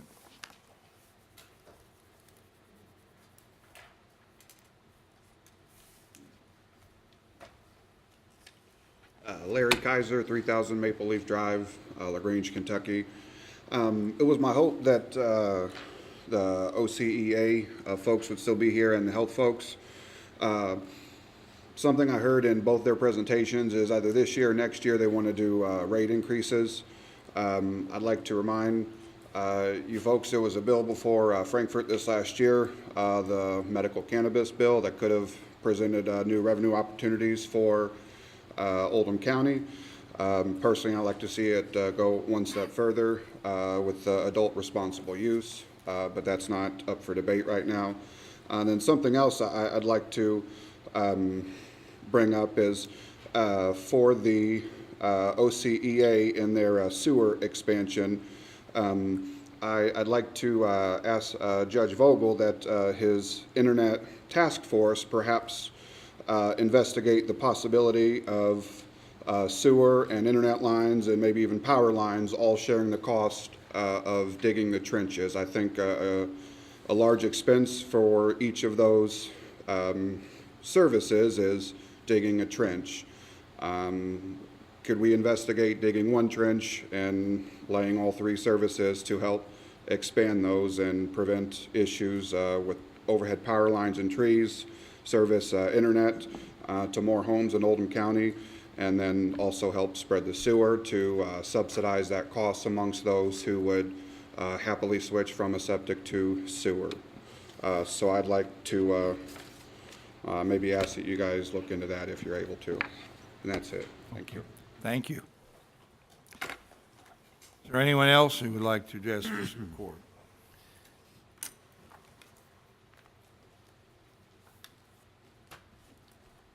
Afternoon, Court. I am Jerry Nard. I am the second vice chairman of the Veterans Memorial Park Board of Directors. And I'd just like to point out to the magistrates and to the public, if you will, that on Thursday, the 14th of June is Flag Day. And there will be a flag retirement ceremony held at the park for anyone wishing to bring flags to have them properly retired. It's open to the public and there's no charge. We do have other fundraising events. There's another one later in the month on the 21st. It's called Heroes and Horses down at Churchill Downs. It does cost a little bit, but we'll be able to provide information to those who might be interested in that on Thursday night if they wish to come and retire their flags properly. That's all I have. Thank you. All right, thank you. Anyone else who would like to address the court? Seeing no one, I'll close public comment and we'll take the final step before we wind up our business today. We'll respond to Mr. Kaiser's comment. Appreciate that idea. Won't say it wouldn't work, but a lot of times a sewer line, it goes in places where the public utility line doesn't go, or perhaps It doesn't exactly run parallel, if you know what I mean. It goes through people's backyards, down the middle of streets, some places where those other lines are already in. Trying to get all units of public service and government working together is something we always try to do. So I appreciate that comment. But but you know, we'll bring it up to them and see if there's some possibility. We're certainly very adverse to having to be between a rock and a hard place on a rate increase for the sewer district. It's come about year after year. We're required by the state government to do certain things to upgrade the service here, take these non-functioning or ill-functioning package treatment plants offline that are polluting water. In order to do this, it takes money. The money comes generally from the Kentucky Infrastructure Authority, which is a state agency. I actually serve on that board. And other places from around the country or around the state come in every month and ask for loans. All of these loans are not given unless the requesting body has enough capital to actually sustain the loan interest plus a little bit. You heard we have a 1.1 minimum loan to cash flow requirement. That basically means for every dollar someone borrows, they have to have enough cash flow to generate $1.10. It's so that development has to pay for development has been the project in Kentucky. The idea came out earlier here about can everybody share it? Well, we share as much as we can in this county, and I'm sympathetic to trying to do that wherever we can, but as Mr. Kaiser said immediately, he's on the septic tank. Why should he be forced to pay for somebody else's sewer service? And we also have these competing sewer agencies in the county. So we're constantly turning this Rubik's Cube, trying to find the solution. And as Magistrate Greenwell mentioned, we have a lot of development right now in Crestwood, but all the tap-ons and sewer fees are going to go to MSD because MSD has service into Crestwood. So it's just a revolving problem until we have more growth, and many people in the county don't want more growth. They say, well, there's too many cars here now, and so we got to slow things down. So we constantly go from the pendulum swings one way or another, and we're forced to make decisions. But so I'm sorry about the rate increase for the individuals that are paying that, but you know, we just don't have a choice.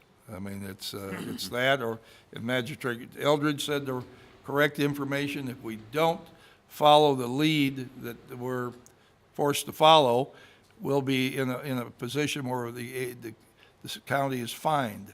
I've been to meetings at the Department of Local Government where they're considering a fine for you, a $50,000 or $60,000, $70,000 fine for what? For not following their instructions. And there'll be 3 people sitting on our side of the table, and there'll be 12 or 13 people sitting on the other side of the table. I won't say they're hard-hearted, but they see their responsibility as requiring you to provide the strictures of the Clean Water Act, and the EPA leans on them. So it's one thing leads to another, as you should die. Well, I'm on MSD, and the their bills come, water bill comes twice, every 2 months. The fine, as you call it, is $35.77, and I've been paying that from day one, and there is no ending number. It goes on forever, and the people I think MSD and Crestwood are probably paying that too. It's on their bill. Right. MSD was fined a number of years ago for not complying, and Magistrate Dye mentioned he's pays what did you say, $37 a month? I think it's $35.77. I just bypass it anymore. I just know it's there. It's a non-compliance fee, and they fined him. I think it was it was either $18 or $81 million fine. So There's a lot of aspects to a decision, and I appreciate we have three people on our OSEA board, Horace Herod and Art Henson, who was here today, and Jim, one other person who's, I'm having a senior moment here, can't think of his last name right now. They're all volunteers. They do a heck of a job trying to make this thing go forward. So I appreciate them, and they don't come with any excitement to ask for more money. I know that. Well, we're going to wind up our meeting here now with a couple of comments. Magistrate Likens, would you add anything? Thank you, Judge. Just wanted to mention that next month is 4th of July. I'd like to see more people come out to the Wendell Park. It's really a great fireworks show, and we pay $15,000 for that, and it's worth every penny of it. It's really a good show. I would like to direct this question to Magistrate Greenwell. We just received today a list of our county roads. There's some 1,600 of those. Is this online for people to see the ratings of the road? It is not. It is not, okay. But it's given, every road is given a rating to take the political nature out of paving, which road gets paved. But I don't know if we could put that online or not. If it's possible, we will do that. Thank you. Major Tice? Yes, I'd just like to say a couple of things. This past Saturday, I was invited over to Old Taylor Place for their homeowners association meeting, and the judge was available, so he and I went together. Had a great morning, had a great time. The only thing is, Judge and I get to talking about Oldham County. We're so proud of it that we talked for a long time. So were you asked to leave? Oh, just about. But we had a great morning, and hopefully it was informative as it was enjoyable for us. One other item is we had a terrible tragedy over on 42 with a runner being hit a couple of weeks ago, a week and a half ago. Terrible tragedy.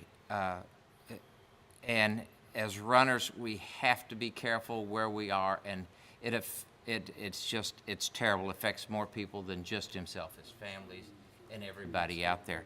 The other thing, in saying that, it's now the season for the bikers to be back on our road. And if you've been out very much at all, they ride right through the middle of District 2, down 42, across 393, and as drivers, you just need to pull up behind them, take one big breath of air, and just get yourself to decompress a little bit, because it'll just be a second, and then you'll be able to get around. So as drivers, we just need to be as courteous as we can. That's it. Try. Magistrate Leslie, okay. Couldn't see you there. Want me, how about Oh, that? Can you yeah. see me now? Yeah, I can see you there. Yeah, I heard a rumor that someone said that we approved the zoning of a 6-story building in Oldham County. I missed that meeting. Did anybody here go to it? I guess it was a lie. That's all I gotta say. Measure Greenwell. Thank you, Judge. Were we not supposed to make another appointment to a fire protection district today, Ballersville? Or is that coming up at I got an email about that. I got an email that David Manley had been re-elected. But Danny Adams is supposed to have been. I haven't seen. Okay. Anyway, we can take that up at the next meeting. So. Wasn't notified. Bob May came by and told me about, David Manley being re-elected. Okay. But, As president. Nothing was said about Danny Adams, but we'll take care of that at the next meeting if need be. Okay. Measure Downs? Yes, sir. Thanks, Judge. For those people that drive Ashbrook or drive Ash Avenue, the LG&E work that's been done, that's supposed to have been done 6 weeks ago, is going to come to a close hopefully the next week. But then KYTC will come in and start doing the cross culvert work. Ashbrook Drive at Ash Avenue is closed, and they said 2 weeks, but if it's anything like the rest of the project, it'll probably be a little bit longer than that. So just need to be cognizant of that point. A proud moment this weekend, I think, for Oldham County was the Crusade for Children. where the fire departments collected, and I don't know the exact amount that every department collected because I sent the email out and then our email server crashed at the firehouse, so I don't know exactly, but it was a very good showing by all the fire departments in Oldham County, and all that money that's collected for the crusade within Oldham County comes back to the Oldham County for Oldham County services and that. So it's a big deal, and thank everybody that gave. Measure Eldridge. Thank you, Judge. Just want to reach out again to OSEA. Horace Harrod is the chair of that. Art Henson is the treasurer. The third man is Jim Griffin.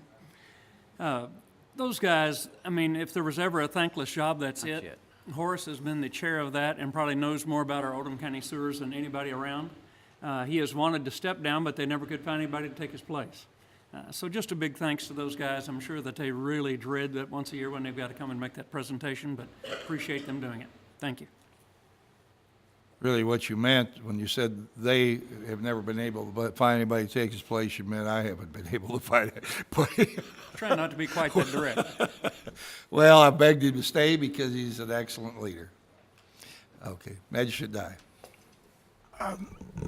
You say the server crashed? Oh, it must have been a big number you was gonna punch in there. Only thing I've got is I think they're gonna put the final coat of asphalt on 22 at 329 by the end of the week. This week. Well, unless it rains. I got it from KYTC. That's it. Okay, while I was sitting here, the third name of the board on the OSEA floated into my head. It's Jim Griffin. Apologize to Jim, but you did? Sorry. Yeah. Two senior moments in one day. Well, I wasn't listening. I was thinking of something else. Congratulations to the Oldham County Arts Association for another wonderful weekend, Arts on the Green. Our weather was terrific, particularly on Sunday. We had a huge number of people come out. The show was really a great show. There was so many talented people come from all over the region to offer their wares, and it was just something we can all be proud of in our community. So thank you very much for that. So Oldham County Day will be coming up on the third Saturday in July, so we encourage you to keep your calendars clear for that. That's another fun day in our community. So thank you for being here today. Judge, one more thing, please. Go ahead. School, the last day of school is this Friday, June the 8th. So next week, there's going to be a lot of kids out doing different things, probably walking and whatever. So just be careful. They won't be in school, and there's a bunch of them, so be careful, please. Right. So, all right. Is there a motion to adjourn? So we'll move. Second. All in favor, please say aye. Aye.